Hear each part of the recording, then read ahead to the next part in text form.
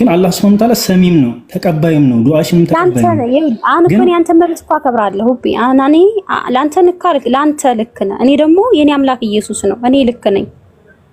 አየህ አንተን መጀመሪያ ስታመልክ የነበረው አምላክ ላይ እንደ ጥያቄ ፈጠረብሽ ኖ አይደለም። አሁን አንቺ ትክክል እስቲ አንቺ እስቲ በትክክል እስቲ አንቺ አምላክ አላህ Subhanahu Wa Ta'ala ለምንድነው ጥርጣሬ ፈጠረብሽ? በቃ ማለት ያደረገሽ ምን አተሽበት ነው? እስቲ ሀንቹ ንገሪኝ። አምላክ አይደለም አላህ ለኔ አሁን ላይ አምላኬ አይደለም አምላኬ ኢየሱስ ነው። ምን አጎደለብሽ? እሺ ንገሪኝ እስኪ። ማጉደል ማለት ፈጣሪ በነገራችን ላይ በምድር ላይ ኢየሱስ ክርስቶስን አምልኬው ስለታመምኩ ኢየሱስን ከደዋለው ማለት አይደለም። ስለዳየው ኢየሱስን ከደዋለው ማለት አይደለም። ምድር ላይ እኛ ስንመጣ ልንደላደር ሊያምንብን ብቻ አይደለም። ገባህ? አምላክ ይፈትነናል። ስለዚህ እኔ ወይም ማጣት ጋር የተገናኘ አይደለም። ኢየሱስን የላከው እኮ አላህ Subhanahu Wa Ta'ala እኮ ነው። እሱ ላንተ ነው። እሱ ላንተ አስተምሮት ላይ ነው። ተረጋግጡ ማለት ነው። የሆነ አምላክን እኮ ልትከጅሉ ኢየሱስን አላህ ነው የላከው። እኔ አላህን አላውቅም። አሁን ላይ አንድ ነገር ልንገርሽ። አንድን አምላክ ልትከጅሉ የምትይው ከሱ ብዙ ነገር ስታጪ ነው። አምላክነቱ በትክክል ጥርጣሬ ውስጥ ሲከት ነው። ያንን አምላክ አንቺ አምላክ አይደለም ልትይው የምትይው ገብቶሻል አይደል? እኮ አምላክ አይደለም በቃ እንዴ ከዚህ በላይ አለ እንዴ? ኧረ ሀኒቹ ወላሂ ነው የምልሽ። እኔ ዱዓ አደርግልሻለሁ ወላሂ ነው የምልሽ። ዛሬም ነገም ይኸውልሽ ወላሂ ነው የምልሽ። ይሄ ሃይማኖት ወላሂ ደስተኛ ያደርግሽም ወላሂ ያደርግሽም። ወደ ቅናለ ከጭንቀት እንዳወጣህ እኔም እጸልይልሃለሁ። ወደ አማላጅ ድንግል ማርያም እንድትመጣ ኢየሱስ ክርስቶስ እንድታመን በክርስቶስ መንገድ እንዲጸና እኔም እጸልይልሃለሁ። ወላሂ ሀኒቹ ጥሩ አይደለም የወሰንሽው ውሳኔ ወላሂ ጥሩ አይደለም። ጥሩ ነው እስካሁን ሳልወስ በጣም ይጸጽተኛል። ጀነት እና ጀሃነም የሚባል ነገር አለ። ይኸውልሽ ጀነት ጀሃነም የሚባል ነገር አለ። ወላሂ ላዚም ሀኒቹ አትሸውጂ። ከዚህ በኋላ ስንት ዓመት እንደምትኖር አታውቂም። ከታለምሽ ማስተካከይ እኔ እኮ እሱን አሳልፈዋለሁ። አሁን አንተ ይሄ እሱ የሚባለው ነገር ሳላቀው ቀርቶ መሰለህ ማለት አንድ ሙስሊም የሆነ ሰው እኔ ህፃን አይደለሁምና ስቀመጥ ይሄን የሚባለውን ይሄንን አትታላቅ ዝም ይሄ ኖርማል በቃ በስም ብቻ ነው የማምነው ማለት ሙስሊም ቤት ውስጥ ነው ያደኩተኝና ስለዚህ አውቃለሁ። ግን አላህ ፈጣሪ አይደለም ለኔ ላንተ ነው ላለመፍጠሩ ላንቺ ፈጣሪ ላለመሆን መረጃ አለሽ አይደለም? በቃ አሳማኝ ነገር የለውም። እስቲ ምን ለምሳሌ አንቺ ላለመፍጠሩ ይሄ ሁሉ ህዝብ ላለመፍጠሩ አሳማኝ ነገር የምትይው አሁን ወደዛ ይኸውልህ አሁን ወደ እኔ እሱን ርዕስ ሲጀመር ማንሳት አልችልም። አንተ በጣም ብዙ ጊዜ ወላሂ አምነሽበት አይደለም ሀኒቹ ወላሂ ነው የምልሽ። እኔ ዛሬም ነገም እነግርሻለሁ ሀኒቹ አምነሽበት አይደለም ይሄንን ነገር ኢየሱስ ነው ያሳመነኝ። ኢየሱስ ነው የጠራኝ። ታይ የምትከተይውን አምላክ መጀመሪያ እወቂ። ወላሂ አይጠቅምሽም ሀኒቹ። አውቄ እኮ ነው በክርስቶስ ተጽናናው፣ በክርስቶስ ተጭንቀት ወጣው። ክርስቶስ መንገዴን ሁሉ አሳመረልኝ። በአንድ ቀን ደስተኛ ነኝ። የሆነ አለ አይደለ እኔ እንጃ ቃላት የለኝም። እናቴን በጣም ማወቅ ፈልጋለሁ። ሴት ልጅ በእስልምና ተከብራለች የሚባለው ምን አይነት ክብር ተሰጥቷት ነው? እስኪ ንገረን ቤኔፊቶቿን። ለምሳሌ ሴት ልጅ ከቤት ስትወጣ ብቻዋን እንዳትወጣ ወንድ ልጅ ያጅባታል። ያ መሐረም የሚባለው ቆይ ይጨርስ ተውት ማን ያስፈልጋታል? አንድ መርሂም ምንድነው የሚባለው? መሐረም የሚባለው አንድ አይ መሐረም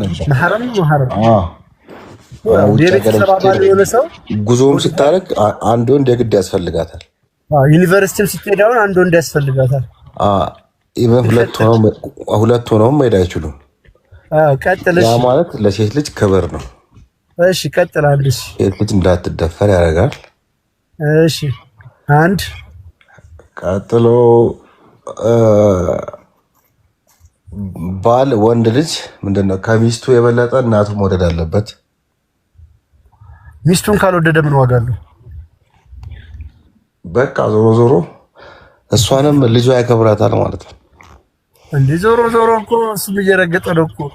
አይ ማን ኮነችስ ብላ አንተ እናትን ትወዳታለህ። እናትህ ደግሞ አንተ እናትህ ጀነት ያለው እናትህ እግር ስር ነው። እናትህ ደግሞ ጀነት ያለው ባሏ እግር ስር ነው። ዞሮ ሊደሩ ባልየው ነው። ምክንያቱም ለአንተ ነው እንጂ እናትህ ግን ጀነቷ ያለው የት ነው? ባሏ እግር ስር ነው። ቤቱ ጋር ነው ክብር ያገኘችው እሷ። ለአንተ ነው እንጂ ጥቅም የሰጠችህ። እኔ ያሉትን ነገሮችን ንገረኝ አልከኝ። እንግዲህ ለምን ታስተናገኝ? ዴባ ስልጣን ሰጠኝ። ሰውዬ ስላስተኝ ሁሉ ነው እኮ። እሺ ቀጥሉ። እሺ ሌላ ምንድነው? ሴት ልጅ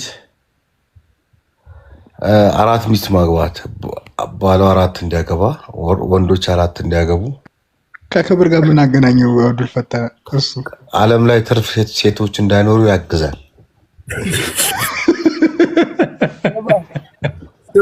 ሳውዲ አረቢያ ውስጥ የወንድ ቁጥር ትንሽ እንደሆነ ታውቃለህ? እንደው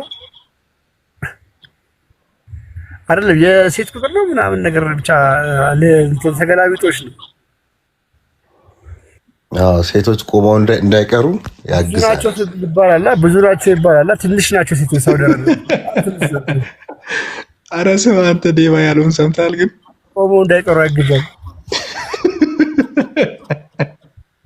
ከዛስ በኋላ ደግሞ እሺ ከፈታሃት በኋላ ደግሞ ያገባሃት ሚስት በባዶ የምትሸኛት ነገር አሁን ፌር ነው? የምትገርዛት ነገር ፌር ነው? እኔ መልካም ነገሩን ንገረኝ አልከኝ። ግን ነገርኩህ እንዴ? እኔ እስካሁን መልካም ነገር ግን አልነገርከኝም። እውነት መሐረም ያልከው እሱ አሪፍ ይመስላል ግን እንጂ መሐረም ያልከው ማለት እንደውም ወንዶቹ ላይ ከመስራት ይልቅ ከባድ ነው። ማንም ሊፈጽመው የማይችል ነው። አስበዋል? ከሆነ ኪሎ ሜትር በኋላ ብቻዋን መሄድ አትችልም። ከቤተሰብ ሰው ጋር ነው።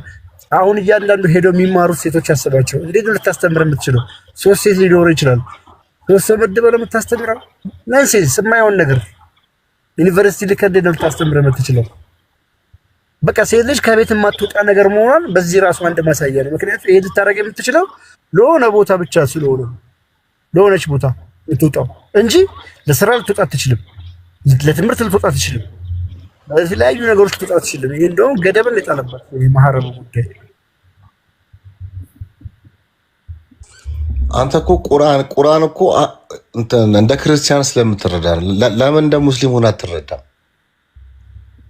ሰው ሆኜን የተረዳሁት በነገራችን ላይ ያው ሃይማኖት ውስጥ ገብቼ ሳይሆን በሰው ሰውነት ውስጥ ቆሜ ነው። ሰውኛ በቁርአን አታምንም? በቁርአን አታምንም? ማመን እኮ አለብህ። በቁርአን ወይ በነብያችን ወይ በቁርአን ማመን አለብህ። በነብያችንና በቁርአናችን ማመን አለብህ። ሰው ሆኜ ማልቀበለው ነገር አለምንም እንዴ? በሰው ሰውነት በአይምሮዬ እንዴ በሰውኛነት ለምሳሌ ሴት ልጅ ግርዛት ይጠቅማል ብትለኝ አልሰማም። ሴት ልጅ እኩል መካፈል የለባትም ንብረት ብትለኝ አልሰማም።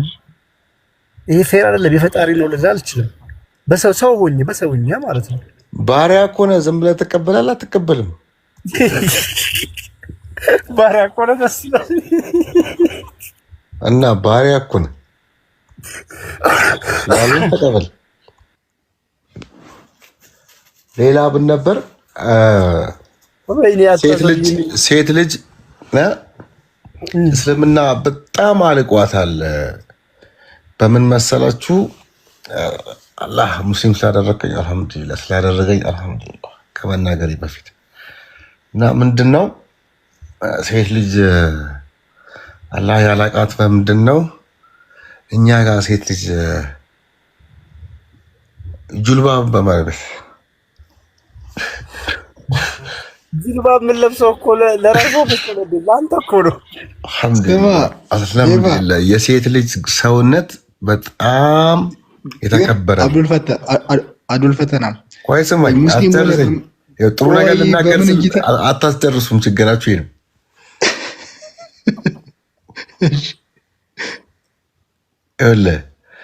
አንድ ነገር ውድ የሚሆነው ማንም ዝም ብሎ የሚያየው ከሆነ ርካሽ ነው የሚሆነው። የተደበቀ አላህ የተደበቀና ተወዳጅ አድርጓታል። መስጊድ የሚሰክሱትን እኮ ነው እየነገረ ያለው። ወይ ጉዴ!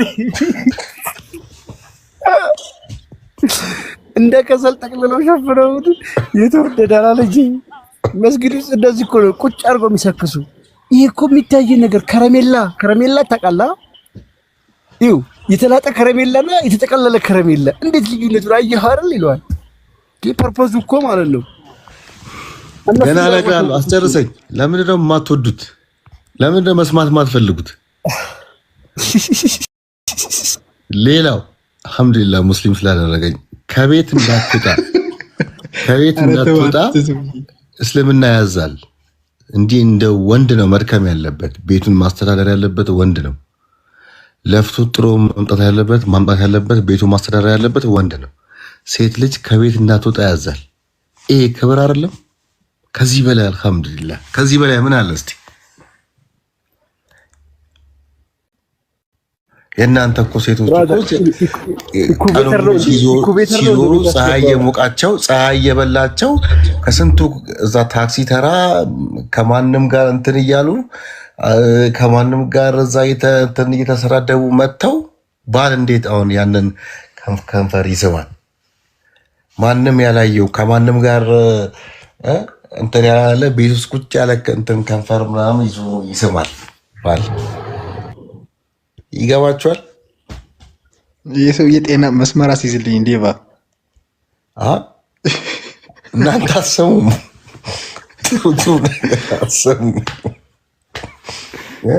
ያቺኛ ፓርት ግን ተመችታኛለች። አብዱል ፈተና አብራራልኝ።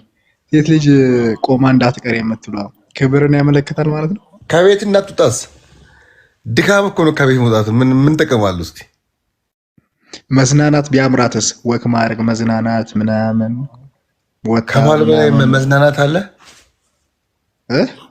ከባል በላይ መዝናናት መዝናኛ አለ? እሷ መናፈሻ ናት ማለት? አዎ ሴት ልጅ እኮ ያን የተከበረ ገላዋን እኮ የምታሳየው ለባሏ ብቻ ነው። ቆይ ወክ ማድረግ ውጭ ወጥቶ ወክ ማድረግ ገላ ማሳየት ነው እንዴ? የአብዱል ፈተና ድካም እኮ ነው። ድካም ምን ጠቀማል? ሴት ልጅ መስጊድ ጀማ እንኳን ቤት እንድትሰግድ ነው እስልምና ያዘዘው። አየህ፣ ወንድ ልጅ መስጊድ ሄዶ የመስገድ ግዴታ አለበት። አዛን እስከሚሰማበት ቦታ ድረስ ሄዶ የመስገድ ግዴታ አለበት። ሴት ልጅ ላይ ግን ይህን አላዘዘም አላሁ ሱብሓነሁ ወተዓላ። ተክቢር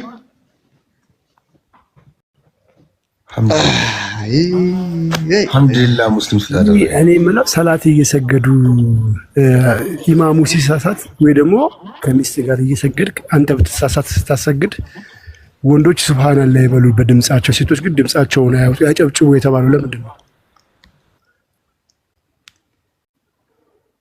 ድምጻቸው ያሳስታል።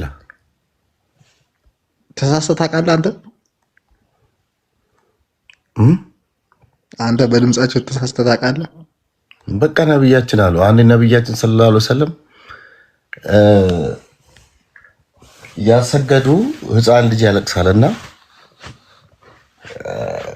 እናትየዋ እንዳትቸግር ምናምን ብሎ ሰላቱን ቶሎ ምንድነው ፈጠን አድርገው አሰገዱ።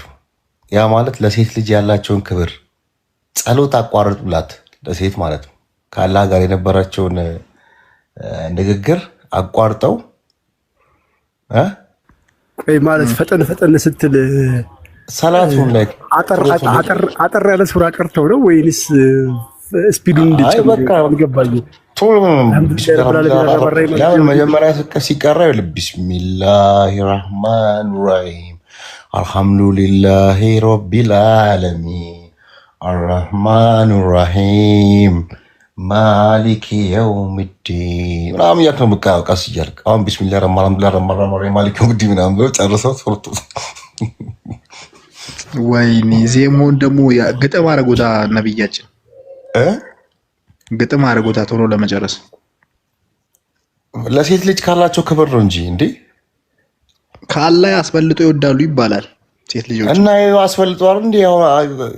ሰላትን እኮ ምንድነው አሳጠሩላት? ምንድነው አይ ታይሙን ነው ምንድነው ላይክ ሴቶች እናቶች እንዳይቸገሩ ህፃናትም ሲያለቅሱ ምናምን በሚለው ከአላህ ጋር የነበራቸውን የጸሎቱን እንትን አቋረጡ ነገር ነው። ምንድነው አሳጠሩት ነገር ነው።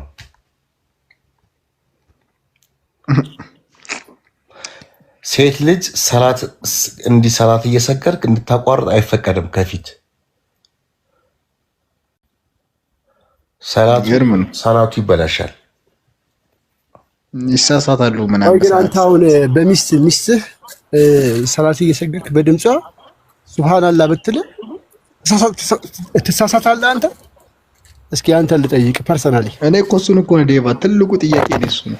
ሌላው ሰው ይቅር፣ አንተ ሚስትህ ነች፣ ሰላት እየሰገድክ ነው፣ ተሳሳትክ፣ ሱብሃንአላህ የምትል ቃል ስላወጣች ብቻ ትሳሳትባታለህ ነው ወይስ ሴትን ዶሚኔት ለማድረግ ነው? ምንድን ነው ያልገባኝ ነገር? ድምፅሽ ያሳስታል፣ እግርሽ ያሳስታል፣ ተረከዝሽ ያሳስታል፣ እጅሽ ያሳስታል፣ አይንሽ ያሳስታል። ሁሉ ነገሯን እንደንት ተሸፋፍነው በሚቀጥለው እጅ ጽሁፍሽ ራሱ አትጻፊ ያሳስታል ሳይባል አይቀርም። ትንሽ ቆይቶ ግራ ለሚገባው እና ትሳሳታለህ። አብዱል ፈታ በዚህ ምን መሰለህ መላኢካዎችም ይደነግጣሉ ይመስለኛል እና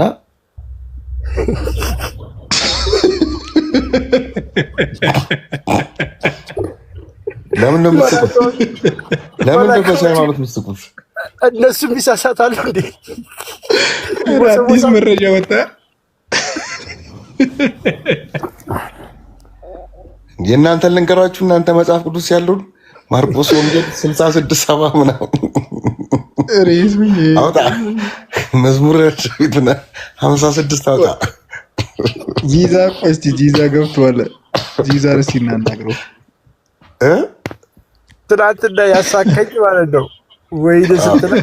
እኔ ክርስቲያን አይደለሁም አልመችም። በመጽሐፍ ቅዱስ ልታጠቃኝ አልተመቸውኩም። ሙስሊም ነኝ። ስለዚህ እኔን ማጥቃት ጀመርክ እና ጂዛ አቤት ሙስሊም ነህ? ኦፍ ኮርስ አይ ሙስሊም ብሮ። እንኳን ደህና መጣ። እንኳን ደህና ቆያችሁ። አለን ጥያቄ ነበር። የሚያግዘኝ አገኘው። ምን አልከኝ? አብዱል ፈተና ነው። አብዱል ፈተና የሚያግዘኝ አገኘው። ትንሽ አብዱል ፈተና ግን መግባት አልነበረበትም እዚህ እንትን ውስጥ። አቡላህብ ኧረ አቡላህብም ይከፋል። ይሄኛው ምን አደረገ? የግብረ ገብነት ነብዩ ቢኖሩ የቁርአን አያ ያወርዱለት ነበር በለኛ። የአብዱል ፈተና 2 እጆች ከሰሩ ብለው ሚስቴን የሚያከብራት ነበሩ። ምን እንደምትሰራው ላይ ነገር ግብር ሁላችሁም አቡልሃብ ናችሁ። ሁላችሁም በግብር በዞሮ ዋናው አቡልሃብ አይደለም እኮ የታሰበው እንደነ አቡልሃብ ያሉ ሰዎችን ነው። ልክ እንዳይልም እኮ አይልም ቁርአኑ ላይ። ለምን እንደምትጨምረው ቁርአን ላይ አንዲት ቃል መጨመር ሐራም ነው። እንዳይልም እውነት ነው። አቡልሃብና ሚስቱን በጣም ይፈራቸው ነበር። አላህ አስቸግረውታል። የአቡልሃብና የሚስቱ ታሪክ የመጣው ልክ እንደናንተ አስቸግረውታል። አልቻላቸውም። በቃ ለምን አለች እኮ መሐመድ የታመመ ጊዜ የአቡልሃብ ሚስት ምን አለች? ያንተ ሴጣን ጥሎ የሄደ ይመስለኛል። ለዛ ነው ሰላት መስገድ ያቃተ ምናምን ስትለው አላህ ምን አለ? ትቼ አልሄድኩም አለው አለ። ሴጣኑ ማን ነው? አላህ ነው ማለት ነው። አላሰናበትኩህም አለ። ሳይጠሩ ታሪክ ነው ማለት ነው። አላህ ሳይጠራ ለምን አቤት አለ አላህ። ዲዛ እናንተ ጋር ያለውን ልንገራችሁ። መዝሙር ዳዊት ላይ እየተደማመጡ ነው። ጥሩ ነው። አንዳንዴ ሁላችንም በያፋችን ባልነው አይ ካርዲ ጋር ቀጥል። በቃ አይ ካርዲ ጋር ቀጥል። አርዲ እናንተ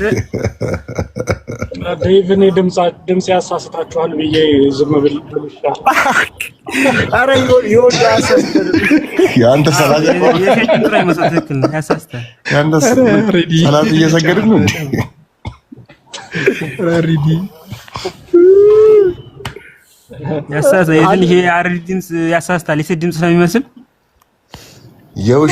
ውሻ ሰላት የሚያቋርጡት ምን ናቸው? ውሻ፣ አህያ፣ ሴት። አብዱል ፈተና እኔ ነጭ ውሻ አለኝ፣ ነብዩ ደግሞ ጥቁር ውሻ ብሏል ነው። ከሱ ጋር ሙስሊሞች ጋር ካለችው ሴት እና እኔ ጋር ያለችው ነጭ ውሻ ማን ነው የሚበልጠው? ማለት እኔ ነጭ ውሻ አለ ጥያቄ ስለሆነብኝ። ውሻ ነው። ምን ሴት ነው? ምን ላይ? አይ ጥቁር ውሻ ሰይጣን ነው አይደለ? አይ እሱ እኮ ጠንቋይ ቤት ነው። አረ ነብዩስ ጥቁር ውሻ ነው ምንድነው ብለው ያሉት? ሐዲሱ እንደዛ ነው። ጥቁር ውሻ ሰይጣን ነው ብሏል። ያ ለምንድን ነው ስፔሲፊክ ነጭ ውሻ አለች ነው?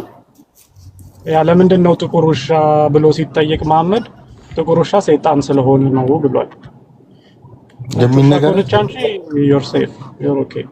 ጥቅሱን ሳታውቁት ዝም ብላችሁ ትናገራላችሁ እንዴ? ዚዛ ግን ለምን ዝም አልክ? አውሩ ብዬ ነው። ያው አቡለሃብ ጋር እኮ ያው ብዙ አንከራከር። አቡለሃቦች ጋር ብዙ አንተ መልስ እስቲ አንተ መልስ እስኪ። አይ ካርዲ ጋር አውራ እስኪ። ካርዲ አውራውና በነገራችን ላይ ሴት ውሻና አህያ ለምን የተመሳሰሉት? ለምን ነው ሰላት የሚያቋርጡት? ስለምን ይመስላል? ሰላት የሚያቋርጠው ሴት ውሻና አህያ ብቻ አይደለም፣ ወንድም ያቋርጣል፣ ሌላም ሰው ያቋርጣል። ብሮ አይደለም። አንተ ደግሞ ወንድ ያቋርጥም ሰውዬ። ሴት አህያና ውሻ ከወሲብ ጋር የተያያዘ ነው። እንደዚህ በቃ ይቺ ያለች አህያ ወሲብ ሲያረግ ያሳስታል፣ ውሻም ወሲብ ሲያረግ ነብያችን ያሳስታቸው ነበር። ሴቶችም እንደዛ የሆነ ይወሰወሳሉ ነገር ነው። ከዛ ጋር ነው ከወሲብ ጋር የተያዘ ነው። ልንገር ዞሮ ከወሲብ ጋር የተያዘ ነው። ወንድም አንዴ እስከ አርዲ ምናልክ ምን ቁርአን ነው አርዲ የምትለው? ቁርአን ሐዲስ እኮ ነው የምናወራው። በስነ ስርዓት ጥያቄውን ልጁ እንደዛ እያለ ስለሆነ ነው እንትን እያለ እንደማመጥና ዚዛ ጸሎትን ታወራላችሁ።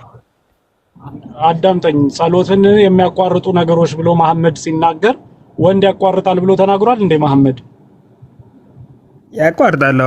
ምክንያቱም ጀስት የምትሰግድበት ቦታ ላይ በዛ የምትሰግድበት ቦታ ላይ ሰው ማለት አይችልም። እስኪ ሐዲሱን አውጣና ማስረጃ በለው። ማስረጃ ሆነ ያለ ማስረጃ ታወራለህ እንዴ?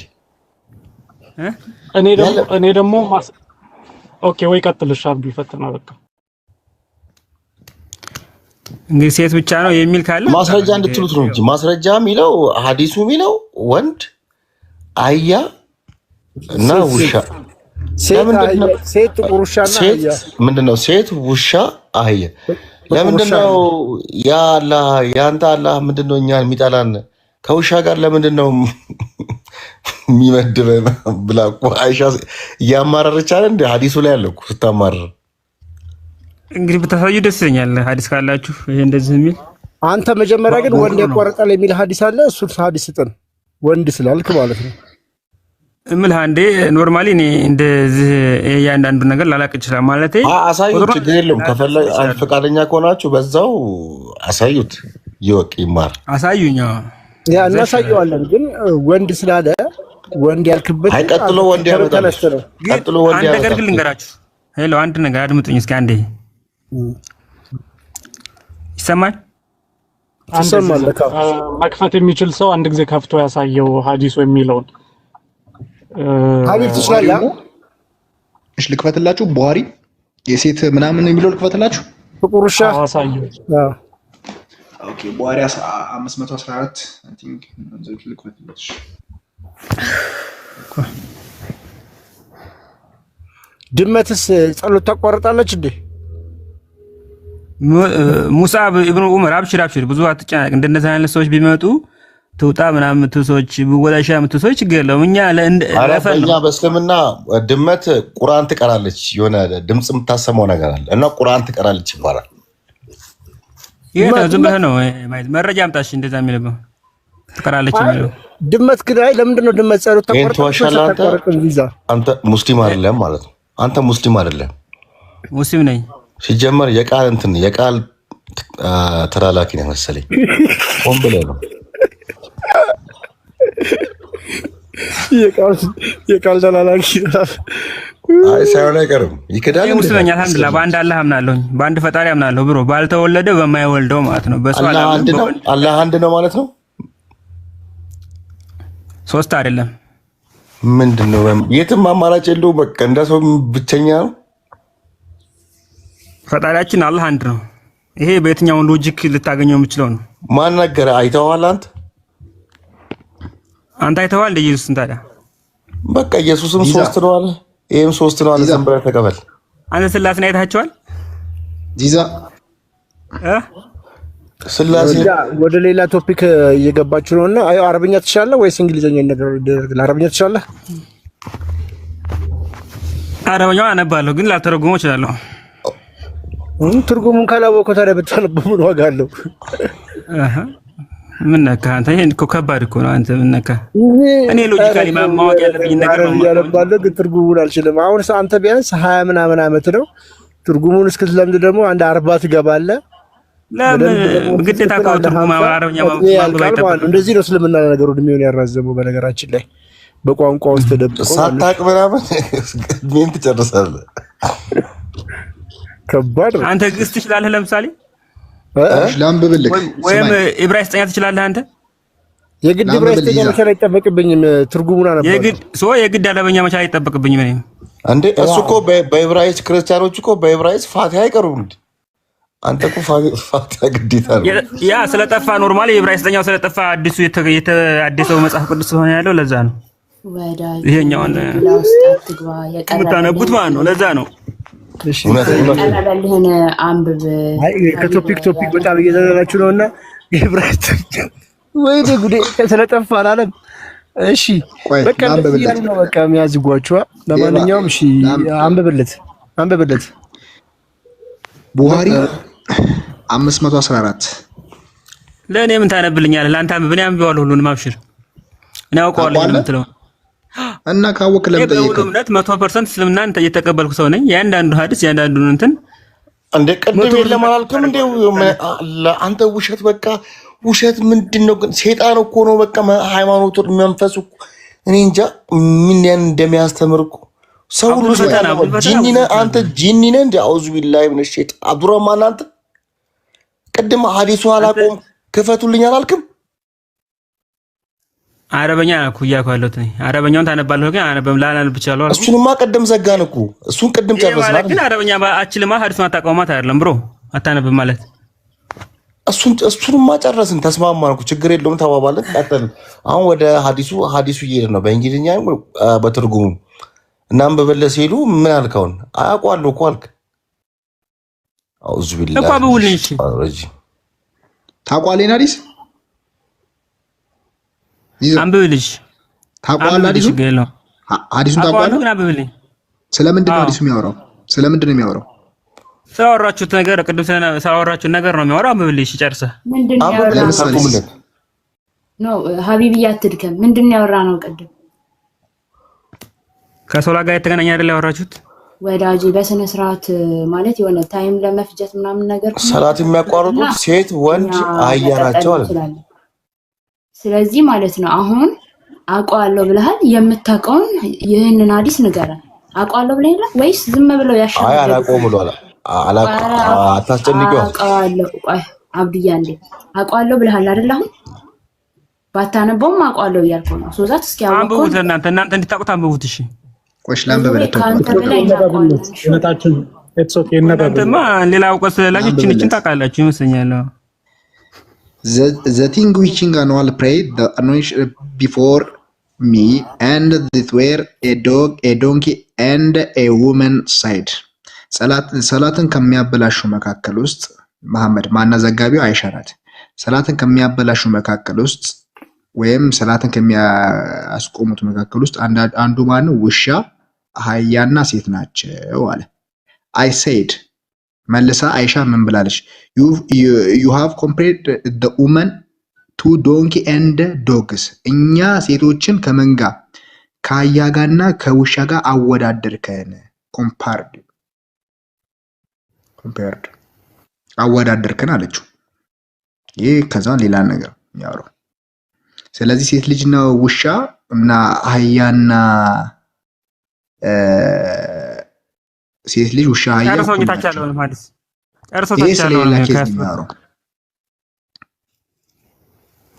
አይ በአንድ ነው ብጨርሰው ጥሩ ነው። አይ ዘሴም ነው። ይሄ ዝም ብሎ ከዛም በኋላ ሌላ ነገር ያወራል ስለማቆም ማለት ነው። ፖይንቱ እናንተው ምን ችግራችሁ? ለምን ሴት አታበላሽም ነው ወይስ ምንድነው? አይደለም ሴት ልጅ ከውሻ ጋር እና ከአህያ ጋር አወዳደርክ ብላ አይሻ ተናገረችው መሐመድን። እሺ አወዳደርክን አለችው። ምን አሏት ታዲያ እሳቸው? እሺ ምንም መልስ አልሰጠም። በአላህ ብሎ የሚናገረው ሌላ ነገር ነው። ምንም መልስ አልሰጠም። ለዚህ ኤኒሃው ምንም ይሁን ዝሮ እኛ የመጣው ሐዲስ እንቀበላለን ብሮ። ተባለ ነው በቃ አለቀ። ጥቁር ውሻ ደግሞ ሰይጣን እንደሆነ ታውቃለህ? ወደ ጥቁር ውሻው ከመሄድ ዴባ ወደ ጥቁር ውሻ ሳይሆን አሪዲ ቀጥል አሪዲ። አይ ኖ ቅድም ወንድም ያቋርጣል ብሎ ተናግሮ ነበርና ወንድም ያቋርጣል የሚለውን ራስህ እንዲሁ በሐሳብህ ያሰብከው ነው እንጂ ትክክለኛው የእስልምና አስተምህሮ ግን ጸሎትን የሚያቋርጡ ነገሮች ተብሎ የተጠቀሱት ውሻ፣ አህያና ሴት ናቸው የሚለው ነው። ስለዚህ አንተ ዝም ብለህ በአእምሮህን የምታስበውን አምጥተህ እዚህ ጋር እስልምና ነው ብሎ መናገር ራሱ በነገራችን ላይ በእስልምና ከፍተኛ ስህተት ነው።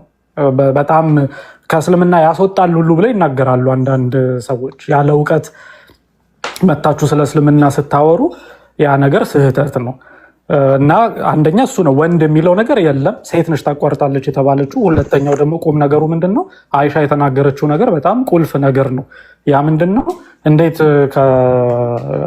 ከአህያና ከውሻ ጋር አንድ ላይ ትደምረናለህ የሚል ጥያቄ አንስታለች እና ይህንን ለአንተም እንድትማርበት ነው። ሌላ ጊዜ በስህተት ወንድም ያቋርጣል የሚል ነገር ይዘህ እንዳትመጣ ዚዛ። ያቋርጣል እንግዲህ ሀዲሶች እኮ ብዙ ሀዲሶች ናቸው ያሉት ብሮ። ይሄ ብቻ አይደለም ሀዲስ ከተለያየ አንጻር ይዘገባል። የተለያየ ዘገባዎች ይኖራሉ። ሀዲስ ማለት ኖርማሊ ዛት እንትን ፓርት የቁርአን ፓርት አይደለም። የተለያየ ዘገባ የተለያየ ዘገባል። እንደዛ እኔ ለምሳሌ መሐመድ መኪና ይነዳ ነበረ ብዬ ነግሬህ እስኪ ለምንድን ነው እንደዛ የምትለው ስትለኝ ብዙ የተለያዩ ሀዲሶች አሉ እዛ ላይ ተዘግቦ ሊሆን ይችላል ብዬ ብልህ ይሄ ምንም መነጋገሪያ እንትና መንገድ አይደለም። ወንድ ያቋርጣል የሚል ማስረጃ ካለ አምጥተህ ነው እንጂ የምትለው እኛ ሳየን ኦልሬዲ መሐመድ እየረሳ ነው። እዚህ ጋር ማካተት አይችልም ነበር። ወንዶችም ያቋርጣሉ አይልም። እዚህ ጋር ኦልሬዲ እየነገረህ ነው። ጸሎትን የሚያቋርጡ ነገሮች ብሎ ነገረ። ሴት፣ አህያና ውሻ ብሎ ምን ነው ወንድን ረስቶ ነው እዚህ ጋር መናገር አይችልም ነበር? መጽሐፍ ቅዱስ አሁን እንደው እውነት ለመናገር መጽሐፍ ቅዱስ ሴቶችን ስንት አይነት ሰይጣን ናቸው ምናቸው እያሳደባል ነበር ነው ነገር። ይሄ የታወቀ ነው። የእስልምና ሴት እናውራ ከተባለ መጽሐፍ ቅዱስ ብዙ ነገር ይላል ልንገርህ። እሺ የእስልምና ትልቁ ችሎታ ምንድን ነው መሰለ? መጽሐፍ ቅዱስ እኮ እንዲህ ይላል ማለት ነው እንጂ ጥያቄ ስትጠየቅ እስልምና ላይ መልስ ልትሰጥ አትችልም። ልትሰጥ ምንም መልስ ሊኖርህም አይችልም። ትልቁ ችሎታችሁ ግን እስልምና ትልቁ ነገሩ ሊቀጥልም የቻለበት ትልቁ ነገሩ ምንድን ነው?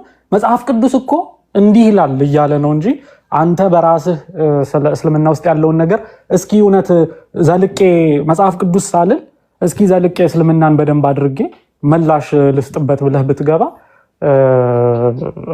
አትቆይም እስልምናው። ስለዛ ነው እንደዛ አይደለም ግን መሆን ያለበት። እኛንም መጽሐፍ ቅዱስ እኮ ስላልክ ማንም እዚህ ውስጥ እንትን የሚል የለም፣ ይታለል አይኖርም። ራስህንም አታታልል እንደዛ እያደረግ መሆን ያለበት እምነትህን የተጠየቀውን መመለስ ነው በስርዓቱ። እንደዛ ነው። ለማንኛውም ሰላም፣ እንኳን ደህና መጣ። አማንም ሰላም ብያለሁ። ሰላም ብያለሁ። ሁላችሁ እንዴት ናችሁ? ሰላም። አይ አርዲ እናንተም እኮ እንደዚህ ናችሁ እኮ። እናንተም እኮ አንድ ነገር ስትጠየቁ ቁርአን ጋር ትዘላላችሁ። ለምንድን ነው? ኧረ እኔ ሐዲስ ላይ ጥያቄ አለኝ። ምንድነው መጽሐፍ ቅዱስ ላይ ተጠይቀን፣ ለምሳሌ መጽሐፍ ቅዱስ አስተምህሮን ተጠይቀን ስለ መጽሐፍ ቅዱስ አብራርተን ከጨረስን በኋላ ምናልባት ስለ እስልምናው ልናነሳ እንችላለን እንጂ መጽሐፍ ቅዱሱን ለመመለስ ያንን ለመመለስ አይ ቆይ ቁርአንህ እኮ ብለን አይደለም። ወይንም ደግሞ አንድ ሰው ለምሳሌ አብራርተህለት ምንም ነገር ሊረዳ ካልቻለ ያንን ነገር እኔ ማነሳውን አንድ ነገር ልንገርህ። ለምሳሌ ስላሴ እንዴት ሆኖ ነው አንድ ሲደመር አንድ እንዴት ሆኖ ነው ሶስት የሚሆነው ሲል አብራርተህ መልሰህ ምንም አልረዳም ሲል ኦኬ እስኪ አንተ 20 ቁርአን መጽሐፍቶች ይዘህ ደምረህ አንድ ነው የምትለው እንዴት ሆኖ ነው ብለህ በራሱ ሎጂክ ያንን ነገር አንደርስታንድ እንዲያደርግ ተረዳዋለህ ነው እንጂ የኔን ለመመለስ ግዴታ የኔን ነገር ትቼ ዝም ብዬ ቁርአን ውስጥ ገባለሁኝ ማለት አይደለም። ዲፔንድስ ጊዜና ቦታ አለው እንደዛ የሚደረግበት። ኤኒዌይ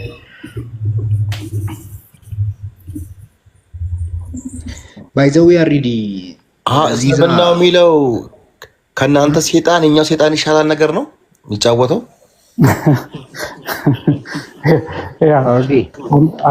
ስህተት አለ አንተ ጋር ስትለው አንተም ጋር እኮ ስህተት አለ። ዩቱብ ፋላሲ ይባላል እሱ።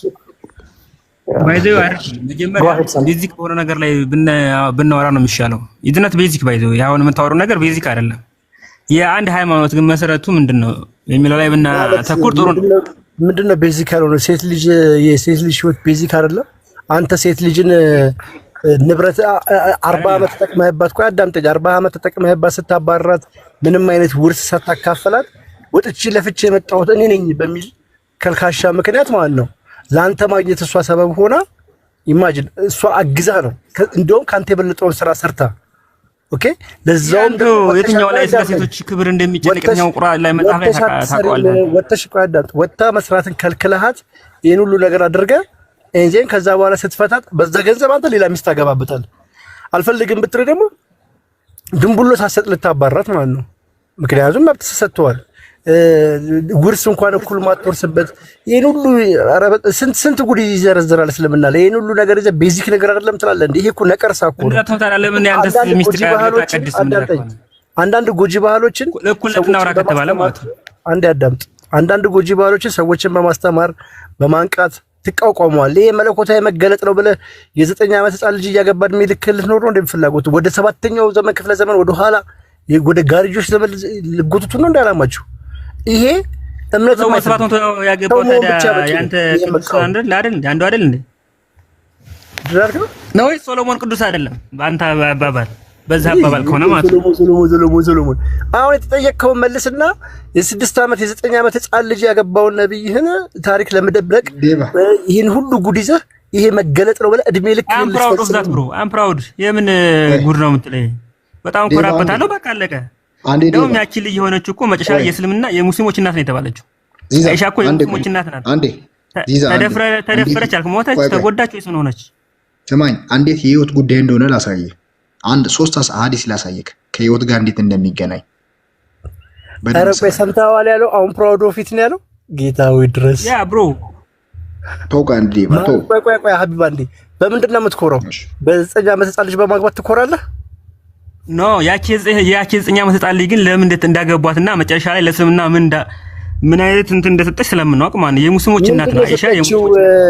እሷ አይሻ እኮ ይሄን ሐዲስ ስትናገር እኮ 2000 ሐዲስ ተናገረች። 40 ዓመቷ ነበረ የኖረችውን ህይወት እኮ የተናገረችው። ማንም ይናገረዋል፣ ለኛ ነው እንደውም ከባዱ። እሷ የተናገረችው ዓላማው ያ ነበር፣ የፈጣሪ ጥበብ ያ ነበር ማለት ነው። ሐዲስ ተታልከና ተራትደረብ ሚውታርክ እሷ የተናገረችውን ሸምድዶ መናገር ነው የሚከብደው። ምንድነው 2000 ሐዲስ ተናገረች የምትለኝ? በነብዩ ልብስ ላይ ስፐርም ደርቆ ፈቀፍቅ ነበር ነው ያለችው። ምን ደህና ነገር ተናገረ? ነብዩ ቃል ሲጀመር የመረራትን እኮ ነው የጻፈችው። የተናገረችው የመረራትን ምር ብሏት እኮ ነው የጻፈችው። ሁሉም አይሻ የምታወራው እኮ የተማረረችበትን ነው የምታወራው። ያ 40 ዓመት ሙሉ ሚስቱን እንደ ዕቃ ተጠቅሞባት 5 ሳንቲም ንብረቱ እንኳን መካፈል እንዳትችል አድርጎ ማባረር። ይሄንን አም ፕራውድ ኦፍ ኢት ብለህ በዚህ ሌላ ሰው እንዳያገባት አድርጓታል እንጂ አምጣልኝ እስከ 40 ዓመት ድረስ እንደዛ አባር የሚል አለ ሐዲስ ወይም ደግሞ እንትን አለ። ኦኬ በእስልምና ሴት ልጅ ስትፋታ ንብረት ትከፈላለች። አዎ ማስረጃ አሁን ያንዳንዱ ማስረጃ እንዳንተ ተዘጋጅቻ አልመጣሁም። እንደምትከፈል ግጠኛ ነኝ። አንተ ደግሞ ማስረጃ አምጣ። እሺ ማስረጃ አንተ ብትከፈልሽ ያሳየን። ቅድምም ወንድ አልከና ማስረጃ ሲመጣ አውቀዋለሁ። ንብረት ክፍፍል ላይ ለእሷ የሚሰጣት ድርሻ ትንሽ ነው እንጂ መካፈል ትካፈላለች። የሚሰጣት ድርሻ ትንሽ ነው። አረዲ በጣም አደንቃለሁ። እሱ የፈለገውን ያህል ነው። ገብቷል። በሱ ልክ መህርም ሲሰጣት እሱ የፈለገውን ነው የሚሰጣት። ለምሳሌ መህርም ተስማምቶ ይሰጣታል አይደል? እሱ 1 ብርም ከተስማሙ መብቷ ነው። ስትወጣ ግን በሱ ፍላጎት ነው ዲፔንድ የሚሆነው፣ በሷ ፍላጎት አይደለም። ፎር ኤግዛምፕል 50 ዓመት አገልግላ አብራው ኖራ 20 ዓመት አብራው ኖራ ሲፋቱ ይሄ ሰውዬ አንድ ህንጻ ቢኖረው 100 ሺህ ብር ሰጥቶ ሊያባራት ይችላል። መብቱ ነው። ኡስታዞቹ እኮ በየመስጊዱ እኮ ምርር ብሏቸው እንደዚህ የምትፋቱ ሙስሊሞች እኮ እያንዳንዳቸው ሲጋቡ በሸሪዓ ተፈራርመው ይገባሉ። ሲወጡ ግን የሚወጡት በፍርድ ቤት በኩል ነው። አንድ ቪዲዮ ላሰማችሁ። ቆይ ይሄ ኡስታዝ ራሱ ታውቁታላችሁ። በነገራችን እኮ ሴት ልጅ ተገዝታ ነው በእስልምና መህር የሚባለው እኮ ሽያጭ ነው፣ እንደ ግዢ እኮ ነው። ቴንክ ዩ። ደህና ናችሁ? ሰላም ብያለሁ ሁላችሁንም። አማን እንዴት ነህ? ደህና ነው ወይ? አለሁ። አይ ቅድም ስታወሩ አንድ ነገር እያሰብኩ ነበርና በዓለም ላይ መጽሐፍ ቅዱስ መግዛት፣ መጽሐፍ ቅዱስ መሸጥ፣ መጽሐፍ ቅዱስ መያዝ በህግ ያስቀጣባቸው ሀገሮች አሉ። ቃል እየቀጥል እሺ፣ ቪዲዮ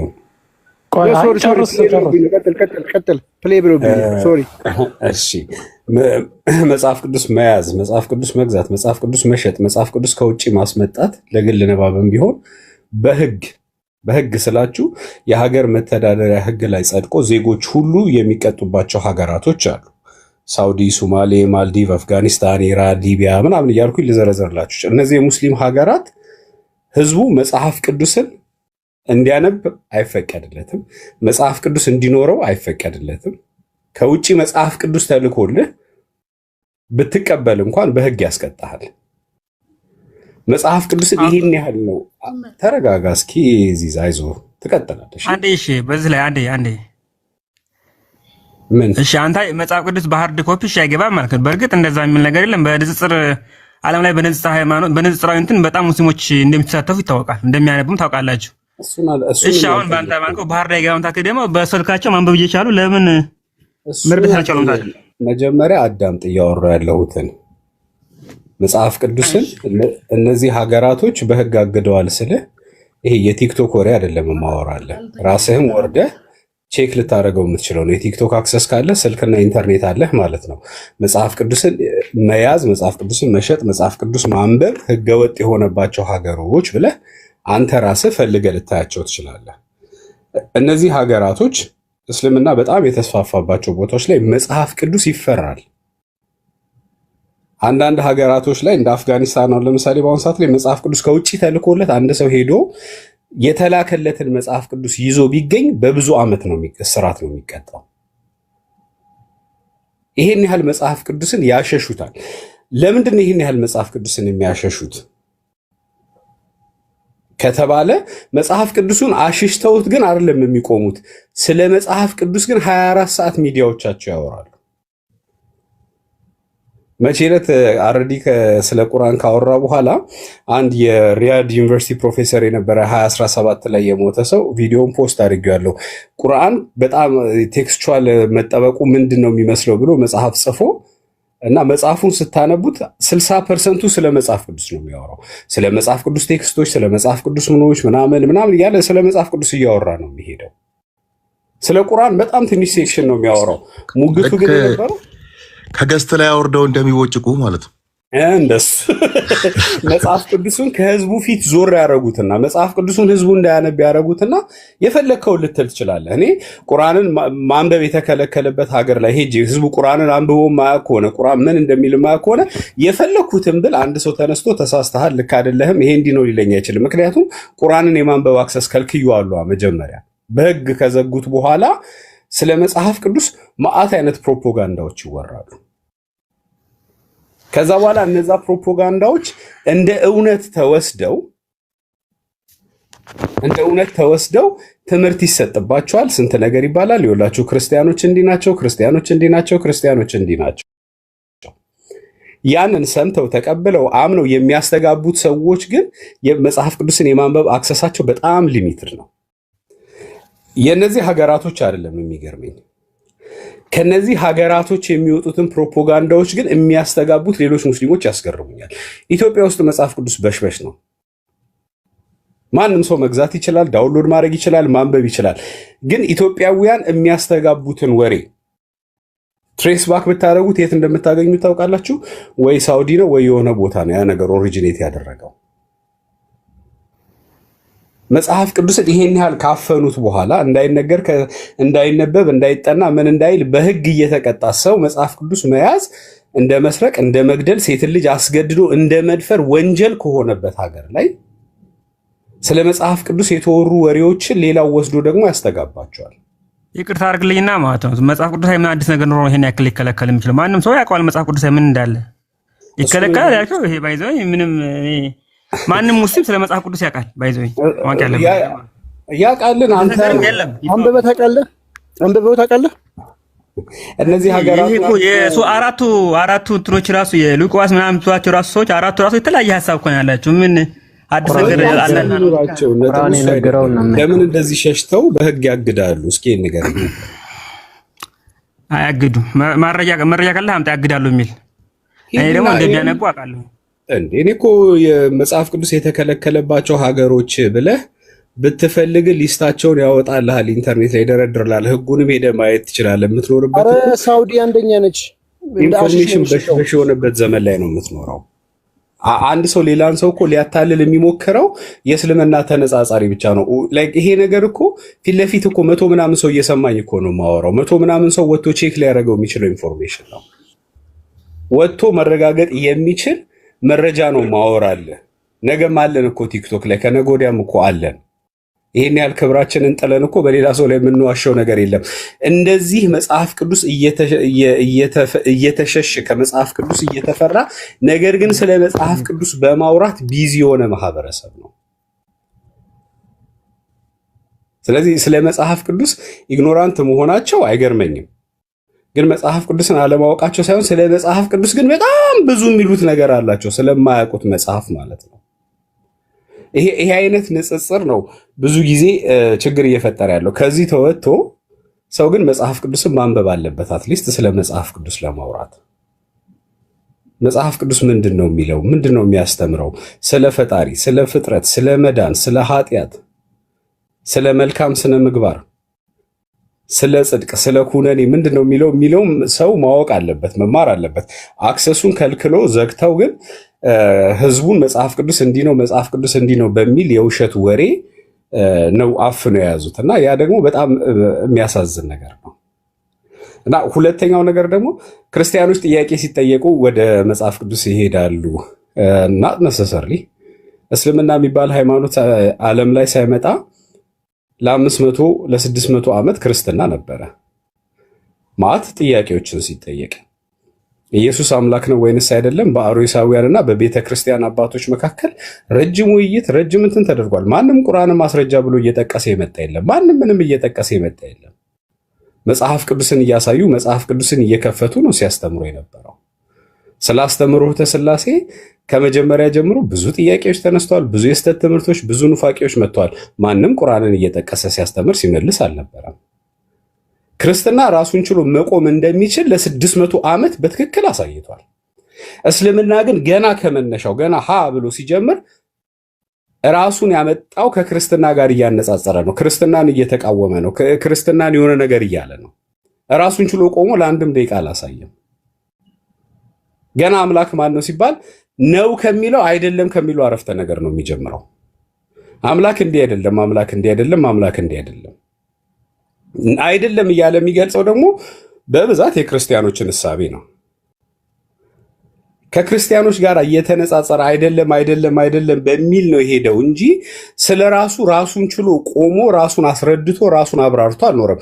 ስለዚህ አንድ ሙስሊም ሁል ጊዜ ሲጠየቅ ቁርአኑን ከሆነ የሚያነበው ከቁርአኑ ከሆነ የሚነሳው አይደለም ከሚል አረፍተ ነገር ነው የሚነሳው ማለት ነው። እንደዚህ አይደለም እንዲህ አይደለም እያለ ክርስቲያኖችን እየተቃወመ ብቻ ነው ወሬው የሚሄደው። አንድ ክርስቲያን ግን የትም ቦታ ሳይሄድ ቀጥ ብሎ ቆሞ ልክ እንደ ቤተ ክርስቲያን አባቶች የሚነሳበትን ጥያቄ መጽሐፍ ቅዱሳዊ መልስ፣ መጽሐፍ ቅዱሳዊ ትንተና፣ ክርስቲያናዊ ዕውቀት ብቻ ሊሰጥ ይችላል።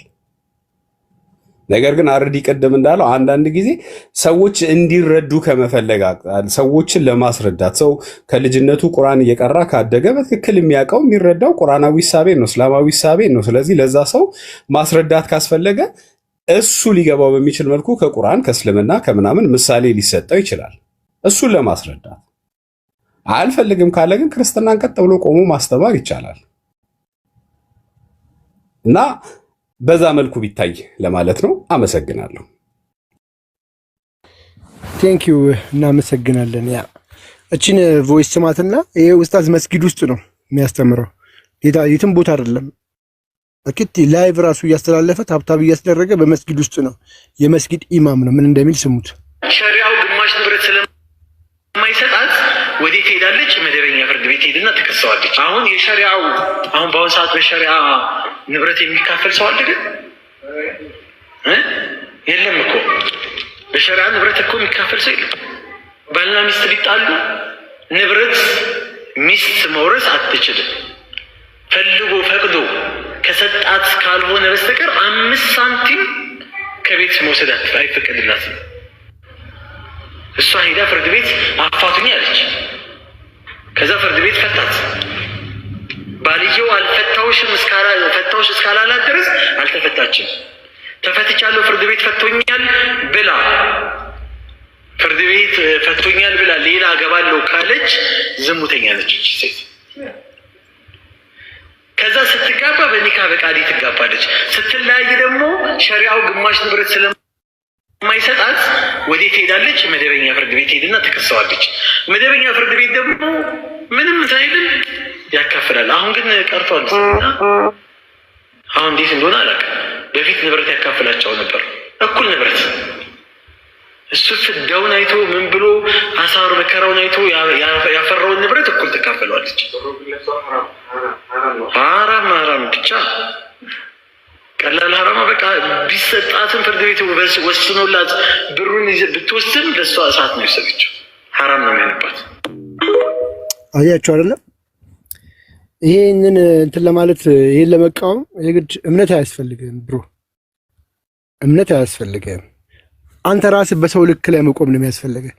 ለሴ አንተ ልጅህ ሴት ነች እንበላትና ደራሃት ከ20 ዓመት በኋላ አንተ ካረጀ በኋላ የሆነ ነገር ሰጥቶ ቢሸኛትና መጣ አንተ ላይ ብትወድቅብህ፣ አንተ ላይ ጫና ብታሳብህ፣ አንተ ላይ ብታርፍብህ በመጦሪያ እድሜ እሷን ተሸክመህ አስበው። በጣም ነው የሚደብረው። ይህንን ነው አሁን እኮ አሁን ጎጂ ባህሎችን ልትቃወማቸውና ሰዎችን በማንቃት በማስተማር ልታስቀራቸው ትችላለህ። እስልምና ውስጥ ያሉት መለኮታዊ ናቸው ተብሎ የተቀመጡት የሴት ልጅ ጠንቅ የሆኑ በርካታ ነገሮች አሉ። እነሱን እንዴት እናስቆማቸው? ኢሰብአዊ የሆኑ ድርጊቶች አሉ። ኢሰብአዊ እነሱን እንዴት እናስቆማቸው ነው ጥያቄ። አንተ ቅድም አም ፕራውድ ኦፍ ኢት ብለሃል። አሁን በዚህ ትኮራለህ ወንድም አለ ዚዛ ትኮራበታለህ። አሁን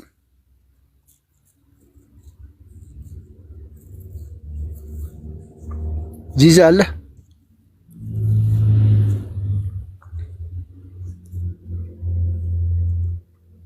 የለም፣ ይኸው ዝም ብሏል። ዴባ ቀደም እኮ እሱ ካስተዋልክ ልብ ብላችሁ ከሰማችሁ ዋናው ስለ ነገረ ድህነት እዚህ ጋር ምንድን ነው ሴት ልጅ ምናምን በቃ ብሏል የሚል ቃል እያነሳ ነበር። ግን እውነት ስለ ነገረ ድህነትን አያብራራም። አሁን ለምሳሌ አሁን አንተ የከፈትከውን፣ ሁለተኛ ነገር ደግሞ ስለ ሰላትን ማቋረጡን ከሱ ጋር ቢገናኝ ራሱ ስለ ነገረ ድህነት እንዴት አይገናኝም ካላችሁ ራሱ ቃል በቃል ራዛ ጋር ይናገራል። ለምሳሌ የድመቱን ያነሳል። ስለ ድመት ሰላት ማቋረጥ ይናገርና ድመት ሰላትን እንደማታበላሽ ይናገራል። ሴት ልጅን ቅድም ከሴት ጋር እንደማታበላሽ ይናገራል። ከሴት ልጅ ሴትና ሴት አህያ ውሻ እኩላቸው አወዳደርክን ለሚለው ቃል መልስ አልሰጠም። ማን መሐመድ መልስ አልሰጠበትም። በቃ ዝም ብሎ ነው ያለፈው። ምክንያቱም እኩል እንደሆኑ ስላወቀ ማለት ነው። የተናገሩን ነገር ስለሚያውቅ ማለት ነው። ወረድ አለና ደግሞ ሌላ ሐዲስ ላይ ምን ብሎ ይናገራል? ሴቶች ልጆች ምንድነው የሴት ልጅ ነገረ ድህነት ላይ ፎከስ ሲያደርግ ለድመቶች ይላል ወተት ማይሰጡ ከሆነ ድመቶችን ማይንከባከቡ ከሆነ ጀሃነም ነው የሚገቡት ብሎ አስቀመጠ። ለምን? ድመት ሰላት አታበላሽም፣ በእስልምና የከበረ ቦታ ነው ያላት። ስለዚህ ሴት ልጅ ጀነት የምትገባውና ማትገባው ኬዙ ምንድነው? 5 ጊዜ ስለሰገደች፣ ዘካ ስለሰጠች፣ ቁርአን ስለቀረች ሳይሆን ለድመት ወተት ስለሰጠችና ስላልሰጠች በሚለው ወይ ነው መሐመድ ያስቀመጠው። ድመቷን ማትንከባከብ ከሆነ ወተት ማትሰጥ ከሆነ ጀሃነም ነው የምትገባው ብሎ መሐመድ ቁጭ አድርጎ አስቀመጠ። ይሄ ነገረ ድህነትን አያገናኝም? አያገናኘው ማይዞ እንዴት ነው አመለካከት? የመሐመድ አመለካከት ራሱ ለሴት ልጅ ያወረደበትና የምድንበትን ፖዚሽን ሲያስቀምጥ ከድመት አንጻር እንጂ ከአላህ አንጻር አይደለም። ጾም ስላልጾመች ነው አላለም። ሌላ ቦታ አንዳንድ ቦታ ሊል ይችላል፣ ግን እዚህ ቦታ ላይ ግን አትኩሮ ነው የሚናገረው። ለዛው ቡኻሪ ነው፣ ቡኻሪ በሆነ ሐዲስ ውስጥ ነው። አከበራት ይላሉ። ያከበረው ሴት ልጅን ሳይሆን ድመትን ነው። እና ድመት ራሱ የነገረ ድህነት መመዘኛ ሆና ተቀምጣለች በእስልምና ውስጥ። ይህም በጣም የሚያሳፍር ነገር ነው እና ያሳዝናል በጣም።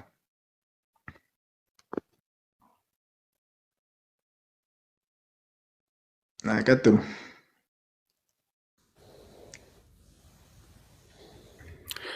ኦኬ ሰላም ቢኒ፣ እንኳን ደህና መጣ። ሰላም ምንድን ነው? ኔትወርክ ነው ይፈተፈተ? እኔ ገርሞኛል ምን እንደሆነ ብቻ። ሐዲሱ ላይ ሴቶች ጸሎት ያቋርጣሉ የሚለው አይሻ ጥያቄዋ እንዴት ብላ እኮ ዝም አላለች። እንዴት ከውሾችና ከአህያ ጋር እኩል አደረጋችሁን ብላ ዝም አላለች። እኔ እኮ ነው ያለችው በመሐመድና በቂብላው መካከል እያለሁ መሐመድ ይጸልይ ነበር። የነብዩ ጸሎት ይቋረጥ ነበር ማለት ነው። ሁሌ ፎር ናቲንግ ነበር ሲጸልይ ነበረው።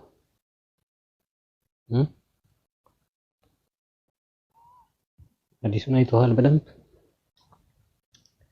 አሸባህቱሙና مع النساء ትልና by Allah I saw the prophet praying when I used to lie in my bed between him and the Qibla. ስለዚህ የነብዩ ጸሎት ይቋረጥ ነበር።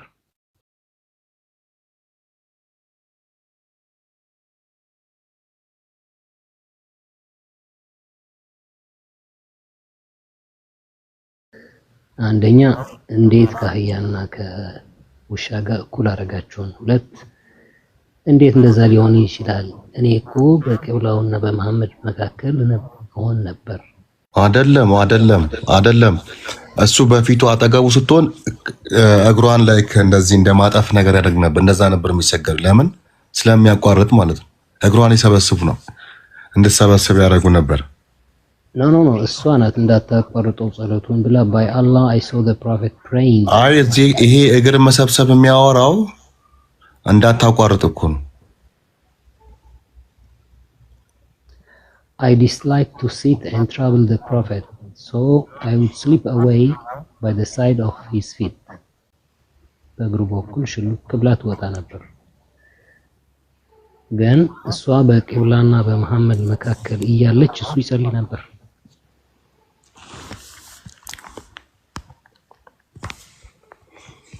እና ለመሐመድና ለምዕመናን እኩል ነው እንዴ? አንተ መሐመድ እኮ ይፈቀድለታል፣ ችግር የለም። እሱ ከህግ በላይ ስለሆነ የእሱን ነገር ይዘህ ሄደህ ለሙስሊሞች ማድረግ አይቻልም። ሰላምዬ ታውቂያለህ፣ ወደ ቂብላ ዞራችሁ አትሽኑ አትጸዳዱ ብሎ ሱሻና ይጸዳዳ ነበር። ህግ አይሰራም ለመሐመድ።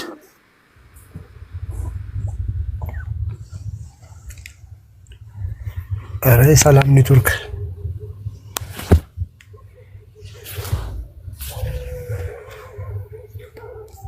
ህጎቹ ለመሐመድ ሲሆን አይሰሩም።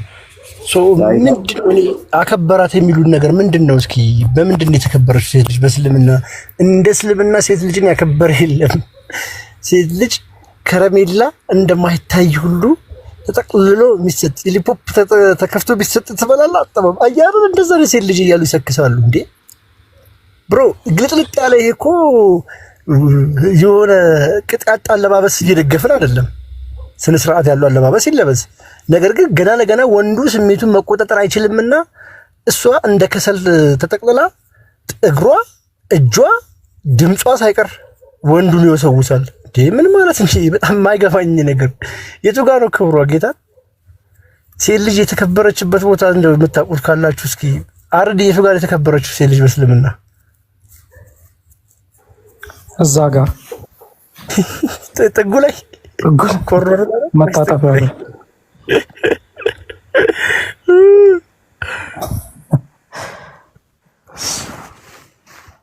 ሰላም በገባና በወጣ እየተጫወተ ነው።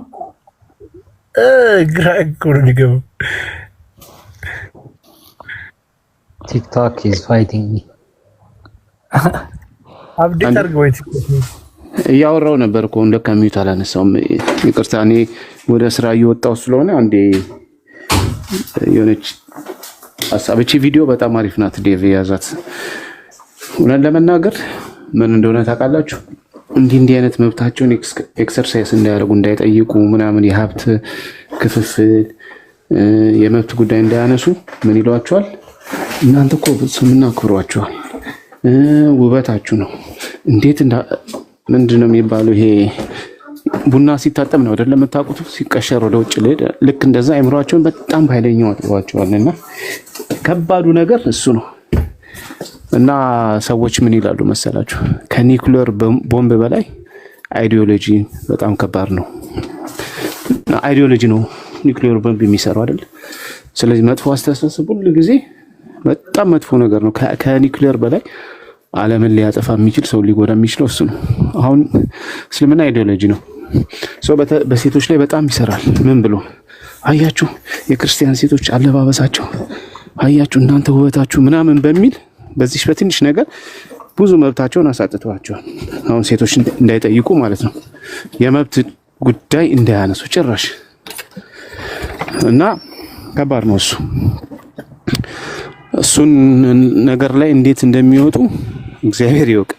ሴቶች ከዚህ አስተሳሰብ እስካልወጡ ድረስ ወንዶችም እስካላጋዟቸው ድረስ በጣም ከባድ ነው። አሁን አስበው እንግዲህ እንትን ውስጥ ተቀምጠው ምንድነው መስጊድ ውስጥ ተቀምጠው መብቷን ያስከበረችን ሴት ሐራም ነው በቃ እሳት ነው የወሰደችው። በቃ ሸሪያ ቢሆን ምን ሊያደርጓት እንደሚችል አስቡ።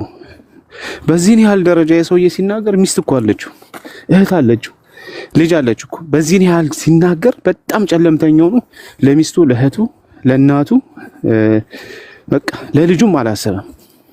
ስለዚህ በዚህ ባርነት ውስጥ ሴቶች ሲኖሩ ነው መብታቸው የሚከበረው የሚባል አስተሳሰብ ተመልከቱ። እንግዲህ ሰው ልጅ ምን ያህል ጨለማ እንደሚሆን አሁን እሱ ራሱ ከዚህ አስተሳሰብ እኮ መውጣት ነበረበት።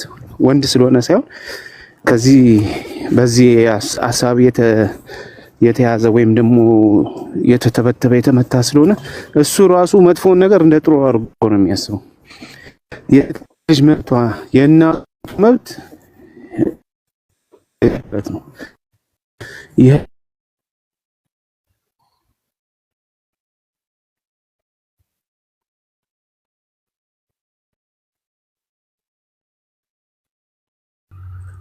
እኔ ጋር ብቻ ነው ትልቅ ነገር እኮ ቤት ውስጥ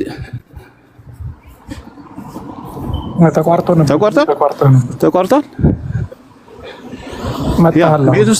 ቤት ውስጥ ያለውን ስራ እሷ መስራቷ እኮ ደግሞ ስላልተከፈላት ነው እንዴ? ለሷ እኮ ልጅ ማሳደግ ዴኬር እናውቃለን። አሁን ወጣ ሲባል ነው የሚታወቀው ምን ያህል ነው። ከሰው ደሞዝ እኩል ግማሹን ደሞዝ ነው የሚጠየቀው ለአንድ ልጅ።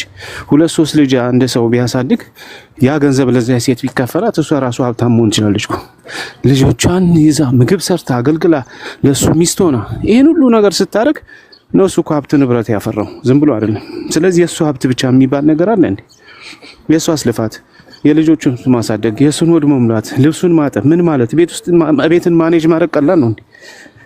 እንደዚህ በቃ በዚህ አስተሳሰብ ውስጥ ይገቡና ሴቶቹን ይመቷቸዋል። በቃ ውብ ናችሁ እናት ከሌላ ጋር የሚያነጻጽሯቸው በራሳቸው መብት እንዲቆሙ ያደርጓቸው። ምን ይሄ ነገር በጣም ሊሰራበት ይገባል ብዙ ጊዜ እንደዛ ስለሚሉ እና እቺ ቪዲዮ ደግሞ ብዙ ጊዜ መከፈት አለባት። ይስማሙ እንደሆነ ሴቶችን መጠየቅ አለብን። አክቹአሊ እንደማይስማሙ ነው በነገራችን ላይ ፍርድ ቤት ከሄዱ ማለት ነው። ሸሪዓውን ደብሯቸዋል ማለት ነው። አንድ ሰው የለም በሸሪዓ ፍርድ ቤት ፍቺ የሚፈጽም ተፋታ ውጪ እንግዲህ አስበው። አሁን ባልዮ ሲያገባባቸው ደስ የማይላቸው አሉ። ሄዶ ሁለተኛ ሚስት ምናምን ሲያገባ ደስ የማይላቸው አሉ። ሸሪዓ ፍርድ ቤት ባሌ ስላገባብኝ ልፍታ ብትል አይሰማትም። መደበኛ ፍርድ ቤት ላይ ግን የኢትዮጵያ ሕገ መንግስት የእሷን ፍላጎት ስለሆነ ኢንተረስት የሚጠብቀው በሁለቱም ስምምነት ስለሆነ ከሁለቱም አንዱ አንፈልግም ካሉ አክሴፕት ያደርጋል። ከአንዳንድ ነው የሚቀበለው። ሲገቡ በሸሪዓ ነው የሚጋቡት። ሁሉም ኒካ አስሮ ይጋባል። ሲፈታ ግን ማንም ሸሪዓ ፍርድ ቤት አይሄድም። ሞኝ ነች እንዴ? 10 ህፃን ኖሮት 100 ሺህ ብር ሰጥቶ ሊያባራት አስበዋል? የሉም እንደዚህ አይነት ሰዎች። አብዛኛው እንዳለ የሚሄዱት የት ነው? መደበኛ ፍርድ ቤት ላይ ነው ፍቻቸው የሚፈጽሙት በተለያየ መልኩ ሲፋቱ። የአላህ ህግ ፍትሃዊ አይደለም፣ ይህ መገለጥ ተገቢ ትክክለኛ አይደለም የሚለውን ነው። ሌሎቹን ደግሞ እንቁጠራቸው። አሁን ይሄንን ህግ ነው አንጥተን እንጫነባችሁ የሚሉን ሸሪዓ እናምጣ ቢሉት ይሄንን ህግ ነው። ይህ ህግ ለ21ኛው ክፍለ ዘመን ላይ ጋይስ፣ ኧረ ተው ወደ ጋርዮሽ ዘመናት መልሱን። ኧረ ተው ስንት ስራ ተሰርቶ የመጣለበት ታስታውሳለህ እንዴ? ጥያቄ ተጠይቆ ነበር አንድ ኡስታዞች ሴት ልጅ ቅድም አንተ ላሬድ የጠየቀው ጥያቄ ምኗ ነው ያከበሯት የሚለውን ጥያቄ ሲጠይቋት ኡስታዞቹ ሲጠይቁ ሴቶች የመለሱት መልስ ኡስታዞች ለሴቶች የሚገርመው ነገር በጣም ድንቅና ተአምር የሆነው ነገር ብሎ ይጀምራል ኡስታዙ ማለት ነውና ሴት ልጅ እኮ ከወንድ ልጅ ለየት የሚያደርጋት እና ለወንድ ልጅ ያልተሰጠና ለሴት ልጅ የተሰጠው ነገር አንድ ነገር አለ። እሱም ያልተገለጠ ነገር ነው። ምንድነው? በስሟ በራሳቸው ስሞች በራሳቸው ስም ምን ወርዶላቸዋል? ወይ ወርዶላቸዋል፣ ቁርአን ወርዶላቸዋል ምናምን አለ። እንደ ጉንዳን እንደ ጉንዳን እንደ ጂኒ ማለት ነው። እሱን አላነሳው። እኔ እኮ ቻፕተሩ በሷ ስም ተሰይሞ ውስጡ ግን ያለው እሷ የሚረግጥ እግሩ እንዳለ እንደ ዝሆን እንደ ቆርቋሪት እሱ እንዳለ ሆኖ ቻፕተሩ ራሱ ውስጡ እኮ ኦፍ ኮርስ ተሰይሟል። ሴት ልጅን እንዴት መርገጥ እንዳለብህ፣ ወንድ ልጅ ግን አልተጻፈም። ወረጋጭ ስለሆነ ዛሲት እዛ ውስጥ እኮ ምንድነው ሴት የሚጠቅም ነገር የተቀመጠው እንዳለ ሴት የሚረግጣት ነገር እንጂ የሴቶች ምዕራፍ ተብሎ ሴቶችን እንዴት መርገጥ እንዳለባቸው የንስሐ ምዕራፍ ብለው እኮ እንዴት መግደል እንዳለባቸው ነው የሚያስተምሩት። ንስሐ ሲገቡበት አላየንም። ሱረቱል ተውባ ላይ ግድያ ነው እንዳለ ሙሉ ምዕራፍ እና ተገላቢጦች ነው እስልምና። ወደ ኋላ ወደ ጋርዮሽ ዘመን አትመልሱም። ወደ ያላቻ ጋብቻ በስንት መከራ መንግስት ራሱ አሁን ስንት እንትን ብሎ በስንት ዘመን እየቀረ አሁን ገጠሩ ላይ ራሱን ለማጥፋት ጥረት እየተደረገ ባለበት ሰዓት ላይ እንደገና ወደ ኋላ ወደዛኛው ዘመን አትወሰዱን። እንራመድበት፣ ወደፊት እንሂድበት ፕሊዝ። ይሄንን አምጥታችሁ እኛ ላይ አትጫኑት። ከባድ ነው በጣም። ሰላም ሐሳብህን አልጨረስክም? ጨርስና አማኒ ከዛ ቀጥል። አይ ለነሱ ክብር ተብሎ በነሱ ስም የሴቶች ምዕራፍ ተብሎ ስለወጣ ክብር ከሆነ እነ ላሚቱና ጉንዳን ዝሆንስ ሊከብሩ ነው ምዕራፍ የተሰጣቸው? ያ ነው ያ እሱ ነው መልሱ። እነሱ እንዲከብሩ ነው። አሁን ፖይንቱ ለምን ይሄን እንዳነሱ ታውቃለህ? የወንድ ምዕራፍ የለም ለምትለው ፖይንት እያጠጋጋ ነው። ግን ችግሩ ከእንስሳ ጋር ይቀላቀላታል። አሁን አንተ እንዳልከው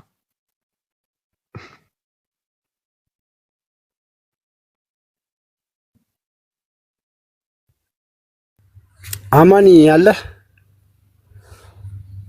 ልክ የመርየም የሚናገሩት መርየም በስሟ ክብር ነው ለመርየም። እንግዲህ ግን እዛ ያየነው አላህም ጅብሪልም ተባብረው ብልት ላይ ሲነፉ ነው ያየነው እንጂ ክብር አላየነው። ያው እስልምና የፕሮፓጋንዳ ሃይማኖት ስለሆነ በፕሮፓጋንዳ ሴት ልጅ በእስልምና ተከብራለች ብሎ ሰውን ለማሳመን ነው ትግሉ። እውነታ ይታወቃል። በሴት ልጅ የተሰየመ ምዕራፍ አለ ብሎ ሚስትን ስለ መግረፍ የሚያወራ ምዕራፍ፣ ለሚስት ዱላ የሚያዝ ምዕራፍ ሴትን ልጅ ማክበር ነው ወይ የሚለው በራሱ አጠያያቂ ነው። ሴት ልጅ ትደብደብ የሚል ምዕራፍ ተሰይሞልሻል እኮ ብሎ ምንድን የተሰየመልኝ ስትል ባልሽ እንዲገርፍሽ፣ ምንድን የተሰየመልኝ ስትል ባል ባንቺ ላይ 3 ደርቦ እንዲያገባ፣ ምንድን የተሰየመልኝ ስትል እንዲህ እንዲሆን። እውነት ይሄ ሴትን ልጅ ማክበር ነው ወይ? እያንዳንዱ ሰው ራሱን ሊጠይቅ ይገባል። ነገር ግን የፍቺ ጉዳይ ላይ ቁርአን ራሱ ሱራ 241 ላይ በተፋቱ ጊዜ ባል የሚያስፈልገውን ነገር ይስጣት፣ ባል ይስጥ ነው እንጂ ያለው የግዴታ የሀብት መከፋፈል ጉዳይ ምናምን ስለሌለበት ያንንና ሌሎች የሐዲሳቶችን መሰረት በማድረግ ነው የሼሪያ ህግጋቶች ባል በፍቺ ወቅት የፈለገውን ነገር ብቻ ነው ለሚስቱ የሚሰጠው ተብሎ የተደነገገው። ስለዚህ ባልና ሚስት ተጋብተው 20 ዓመት ቢኖሩ በዛ 20 ዓመት ውስጥ ለምሳሌ እሱ ነጋዴ ቢሆን አብረው ነግደው ያፈሩት ሀብት ቢኖር ቤት ሰርተው ቢሆን ምን ብለው ብዙ ነገር ይሰራል በትዳር ህይወት ውስጥ። ባልና ሚስት ከተጋቡ በኋላ ህይወት እዛ ጋር አይቆምም። ህይወት ይቀጥላል። ገቢያቸው ያድጋል። ቤት ይሰራሉ፣ መኪና ይገዛሉ፣ ብዙ ነገር አብረው ያፈራሉ። ያ ሁሉ ነገር ሲሆን እሷም ትለፋለች አብራ። እሱ ብቻ አይደለም፣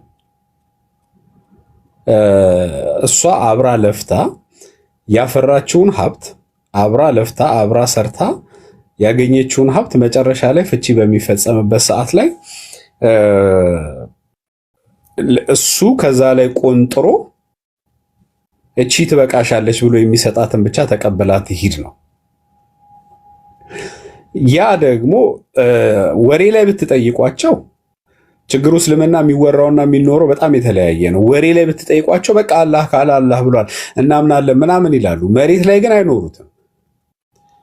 ቀደም ኡስታዙ ሲል እንደሰማችሁት መሬት ላይ ግን ምንም በሸሪያ በኒካ በምናም ብለው ቢጋቡም ፍቺ ጋር ሲደረስ ግን ወደ መደበኛ ፍርድ ቤት ነው የምትሄደው። ለምሮ መደበኛ ፍርድ ቤት የምትሄደው ፍትህ ለማግኘት ነው። የሰራችበትን የለፋችበትን አብራ ጎንበስ ቀና ብላ ወታ ወርዳ ያፈራችውን ሀብት ተገቢው እንዲሰጣት ነው። ፍትሃዊ የሀብት ክፍፍል እንዲኖር ነው የምትሄደው። ይሄ አላቋርጥህም፣ ግን ማን ፈቅዶላት ነው የምትሰራው? እሷ እኮ እንድትሰራ ይፈቀድላት ከቤት ማለት ያው በአሁን ሰዓት ላይ ይሰራሉ። ስንት የሙስሊም ነጋዴ ሴቶች ስንት ቁርአንን ጥሰው ነው ወቆሩሁና እሱ ነው የሚኖረውና የሚወራው የሚሰበከው እስልምናና የሚኖረው እስልምና የተለያየ ነው። እሱ ለየቅል ነው እስልምናው ከተኖረማ አፍጋኒስታን አሁን አፍጋኒስታን የምናያት አፍጋኒስታን ነው የምትሆነው እኮ። አፍጋኒስታን አሁን እስልምናውን ያለምንም ማሻሻያ ልኑረው ብላ ምን እየሆነ እንዳለ እኮ እናውቃለን። አፍጋኒስታን ላይ ብዙ ሀገራት ላይ ግን ያ ስለማያስኬድ መሬት ላይ የሚኖረው ፕራክቲካል ላይፉ ከሚወራው ጋር አይገናኝም። ስለዚህ አንድ ሴት ፍትህን ፍለጋ በምትንከራተትበት ሁኔታ ላይ ደግሞ ጭራሽ ይቆጣሉ። ለምንድነው ሼሪያውን ጥላ ሄደችው? ለምንድነው በሼሪያው ያልተፋታችው? ለምንድነው እንዲያልሆነችው እየተባለ ማለት ነው። ሼሪያው ራሱ አይደል ችግር እየፈጠረ ያለው።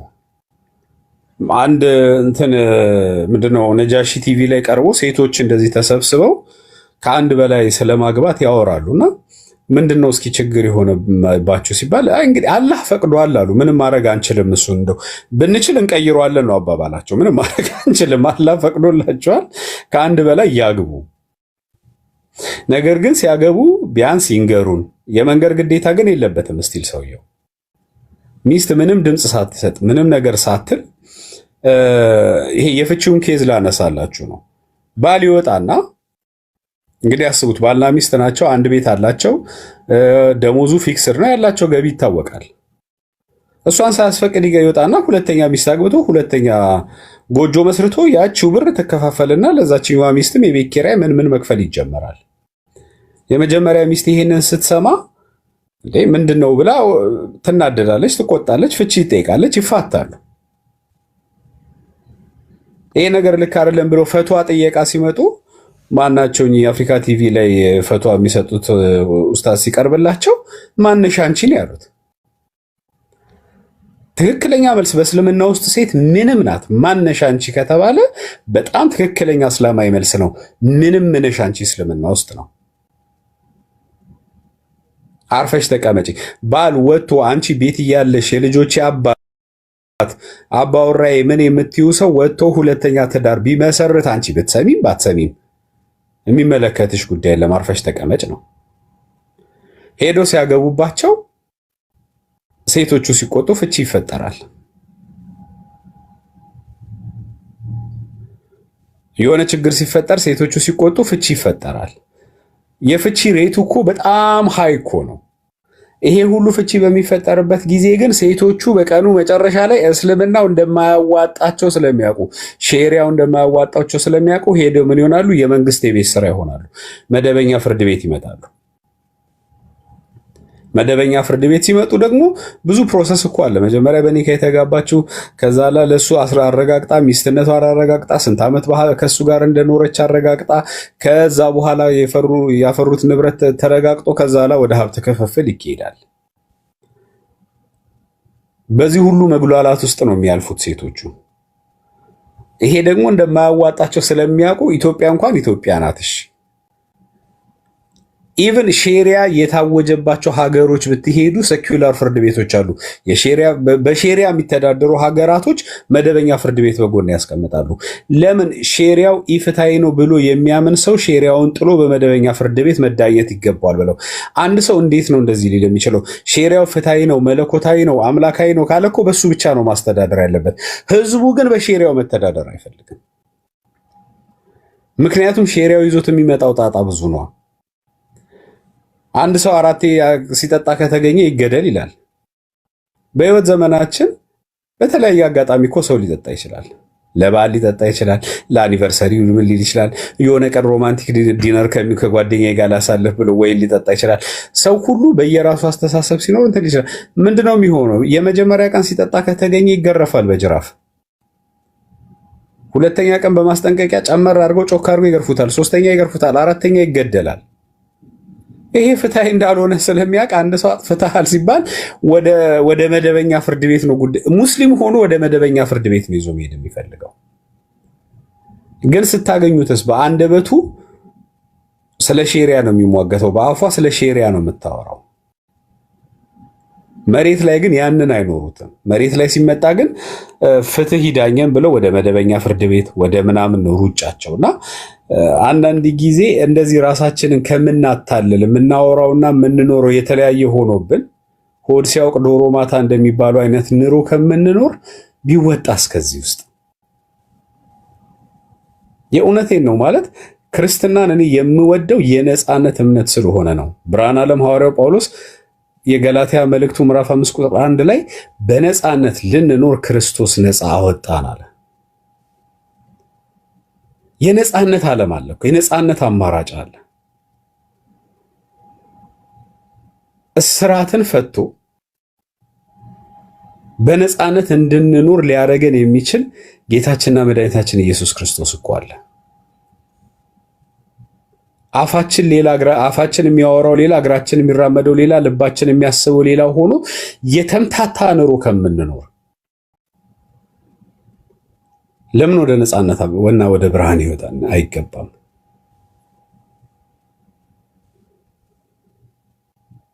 የሰው ልጆችን የሚወድ የሚያከብር እግዚአብሔር አለ እኮ።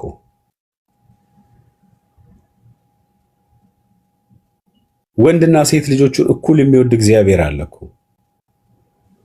ለወንዶች ብቻ ሳይሆን አመንዝራ ተይዛ በፊቱ ስትቀርብ ለወገራ ድንጋይ ሲያዘጋጁ ሰዎች ከጎኗ ሆኖ ኃጢአትን ያልሰራ ከናንተ ይውገራት ብሎ ያዳነ ለሴቶች ዋጋ የሚሰጥ ክርስቶስ አለ እኮ።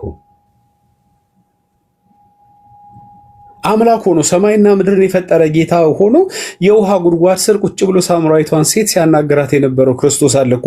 ላንቺነትሽ በጀማ እኮ አይደለም የዓለም ሕዝብ አንድ ላይ ሰብስቦ ምናምን በቢሊዮን እየቆጠረ እኮ አይደለም።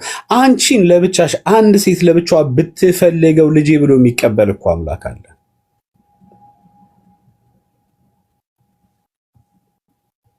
በጾታ የማይለይ በጾታ የማይጠላ በጾታ የማያከብር በጾታ የማያሳንስ የምር ወደዛ ህይወት ነው። ከዚህ አይነት እስራት ነፃ አውጡ፣ ራሳችሁን ነፃ አድርጉ። አክብሮ የሚቀበላችሁ ጌታ አለ። አክብሮ ወደ መቅደሱ የሚጠራችሁ እምነት አለ። ራሳችሁን አፍናችሁ ታፍናችሁ አትሰቃዩ፣ አትቸገሩ። በእውነት ኑ ወደ ብርሃን።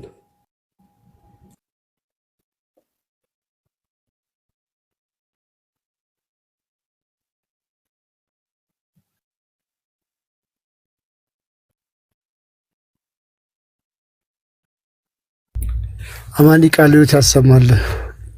ድንቅ ትምህርት ነበረ። አሁንማ እየባነኑ ነው ሴቶቹ፣ ላጥ ላጥ እያሉ ነው። እኛ ጋር ራሱ በርካታ ሴቶች ናቸው ያሉት። ሄርሞን እንዴት ነሽ?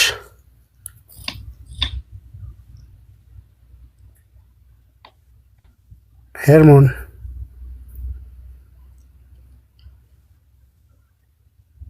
ሄርሞን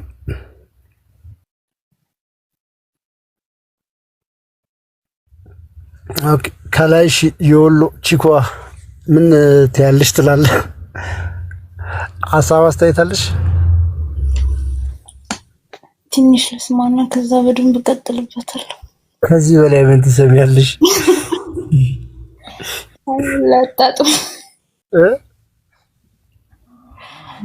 ላጣጥሞ ትንሽ ያልጣመኛል። አብዱ ፈተና ተይቷል መሰለኝ። አብዱ ለዛ እኮ ነው ዝም ያልኩት። አብዱ አለ እንዴ? አብዱ ለሽ ብሏል። ይሄን ትላንት አንጨርጭረውት ኤሌክትሪክ ኮረንቲ ነበር ያስጨበሱት። እና እህቶቻችን ንቁ፣ ሙስሊም እህቶቻችን ንቁ። ይሄንን ከዚህ ከጨለማ ከድቅድቅ ጨለማ ውጡ። እናንተ ኢኩቤተር አይደላችሁ። ኢኩቤተር ራሱ እኮ ይበላሻል፣ እንክብካቤ ይደረግለታል በስሱ እና ልጅ መውለድ ብቻ ረስማ ከባድ ነው። እሺ ክርስቲያኖች ናችሁ የላካችሁት ግቡ። ያ እሱ የባል ቁስል ረሱ ከባድ ነው።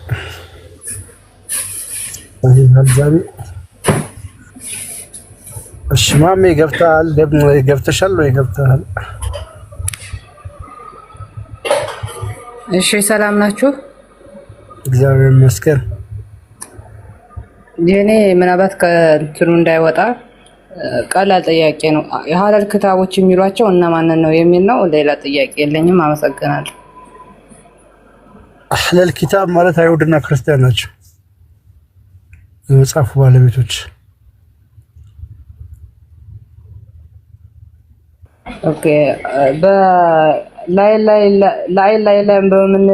በሚል የምንለያይ ነው እንጂ እናንተን አይደለም በሚል አንድ ሙስሊም አውርቶኝ ነው እና አይ አይደለም የመጽሐፉ ሰዎች የሚለው አይሁድንና ነሳራዎችን ነው ብዬ መለስኩለት እና ማስረጃ አለኝ። እዛው ቁርአኑ ላይ ያለ አይደል እንደነዚህ የመጽሐፉ ሰዎች እኮ ያለ ቢያስቀምጠው አይሁድና ክርስቲያኖችን ነው እና ሙስሊሞችን ነው አለ። እነሱ እኮ እንደዚህ አይነት አርጊመንት ነበራቸው አንተ ኢንሻአላህ በላይላ የሚለያዩ አሉ እንደ ከነሱ ጋር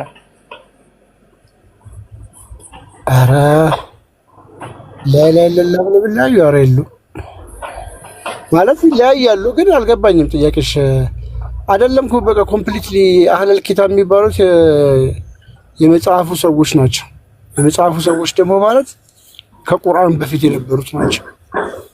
ከቁርአን በፊት ደግሞ የነበሩት እነ ኢንጂል፣ እነ ዘቡር፣ እነ ተውራት ናቸው። አይሁድና ክርስቲያኖች ምናምን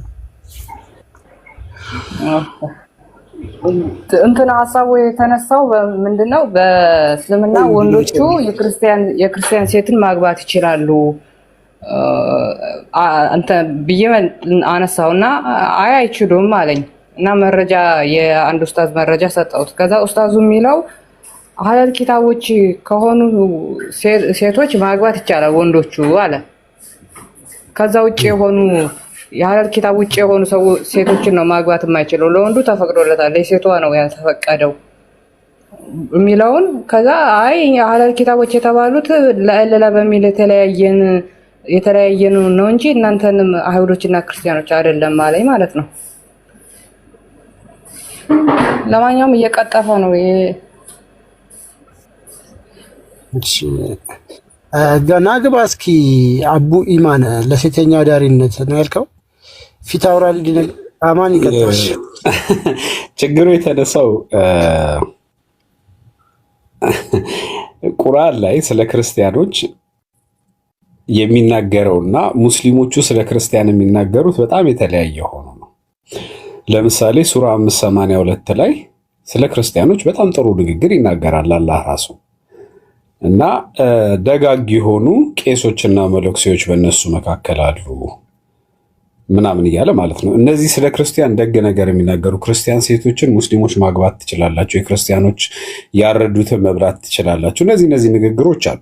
አሁን እነዚህ ንግግሮች አሁን ካለው በሙስሊሞች ልብ ውስጥ ሙስሊሞች ሊያሰርጹት ከሚፈልጉት ጥላቻ ጋር አብሮ አይሄድላቸውም።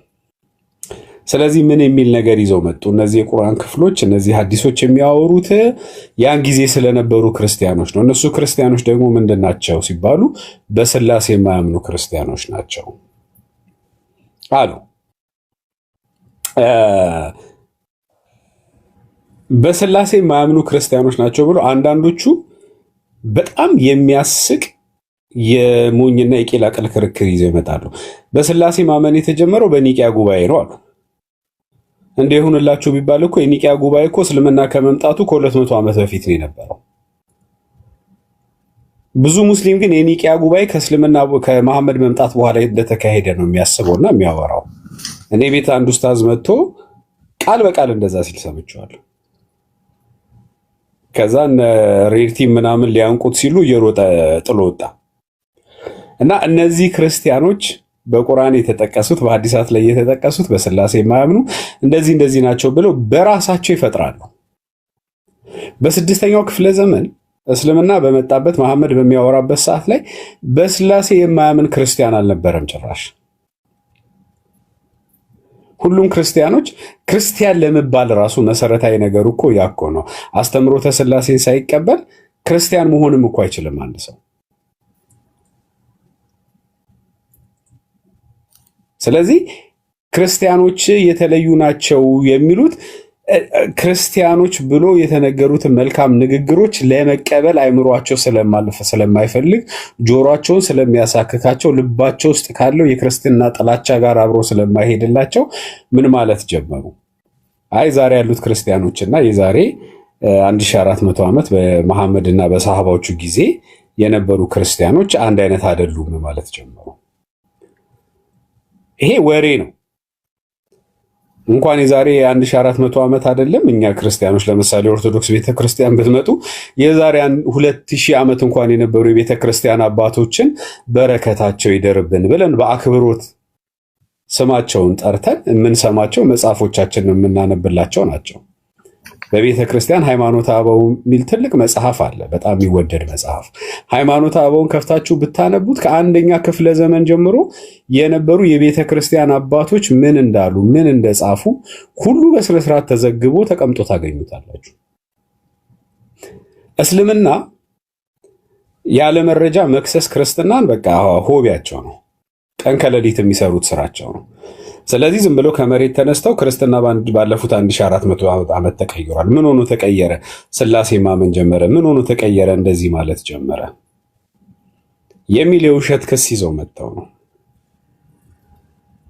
ያንንም የውሸት ክስ የፈለጉት ስለ ክርስትና ትንሽ በጣም ትንሽ እኮ ናቸው። አብዛኛው እኮ ክርስቲያኖችን እግዚአብሔር ያጥፋቸው የሚል መሐመድ ሊሞት ሲል ለሞት ከተኛበት አልጋ ላይ አንሶላውን ገልጦ ክርስቲያኖችን አላህ ይርገማቸው ሲል ትንሽ እድሜ ቢሰጠኝ ኖሮ ክርስቲያኖችን ከሀገር አባረር ያጠፋለሁ ሲል የሞተው ጥላቻ በጥላቻ ነው እንዳለ።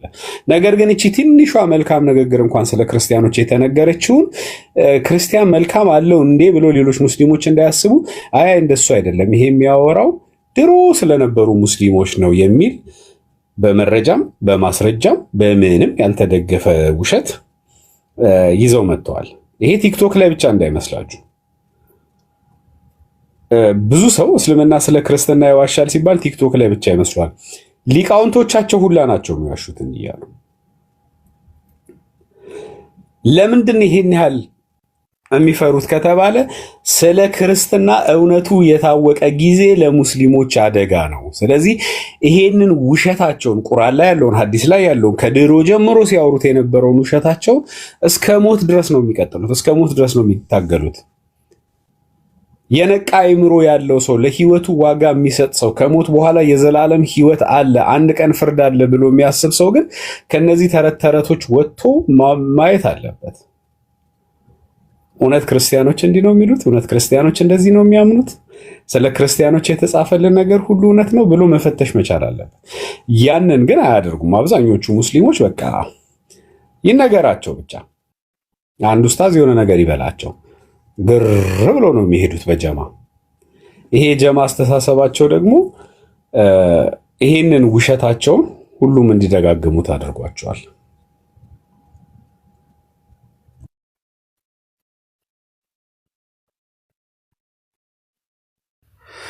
ቃል ያሰማልን። አማንዬ ቴንኪዩ።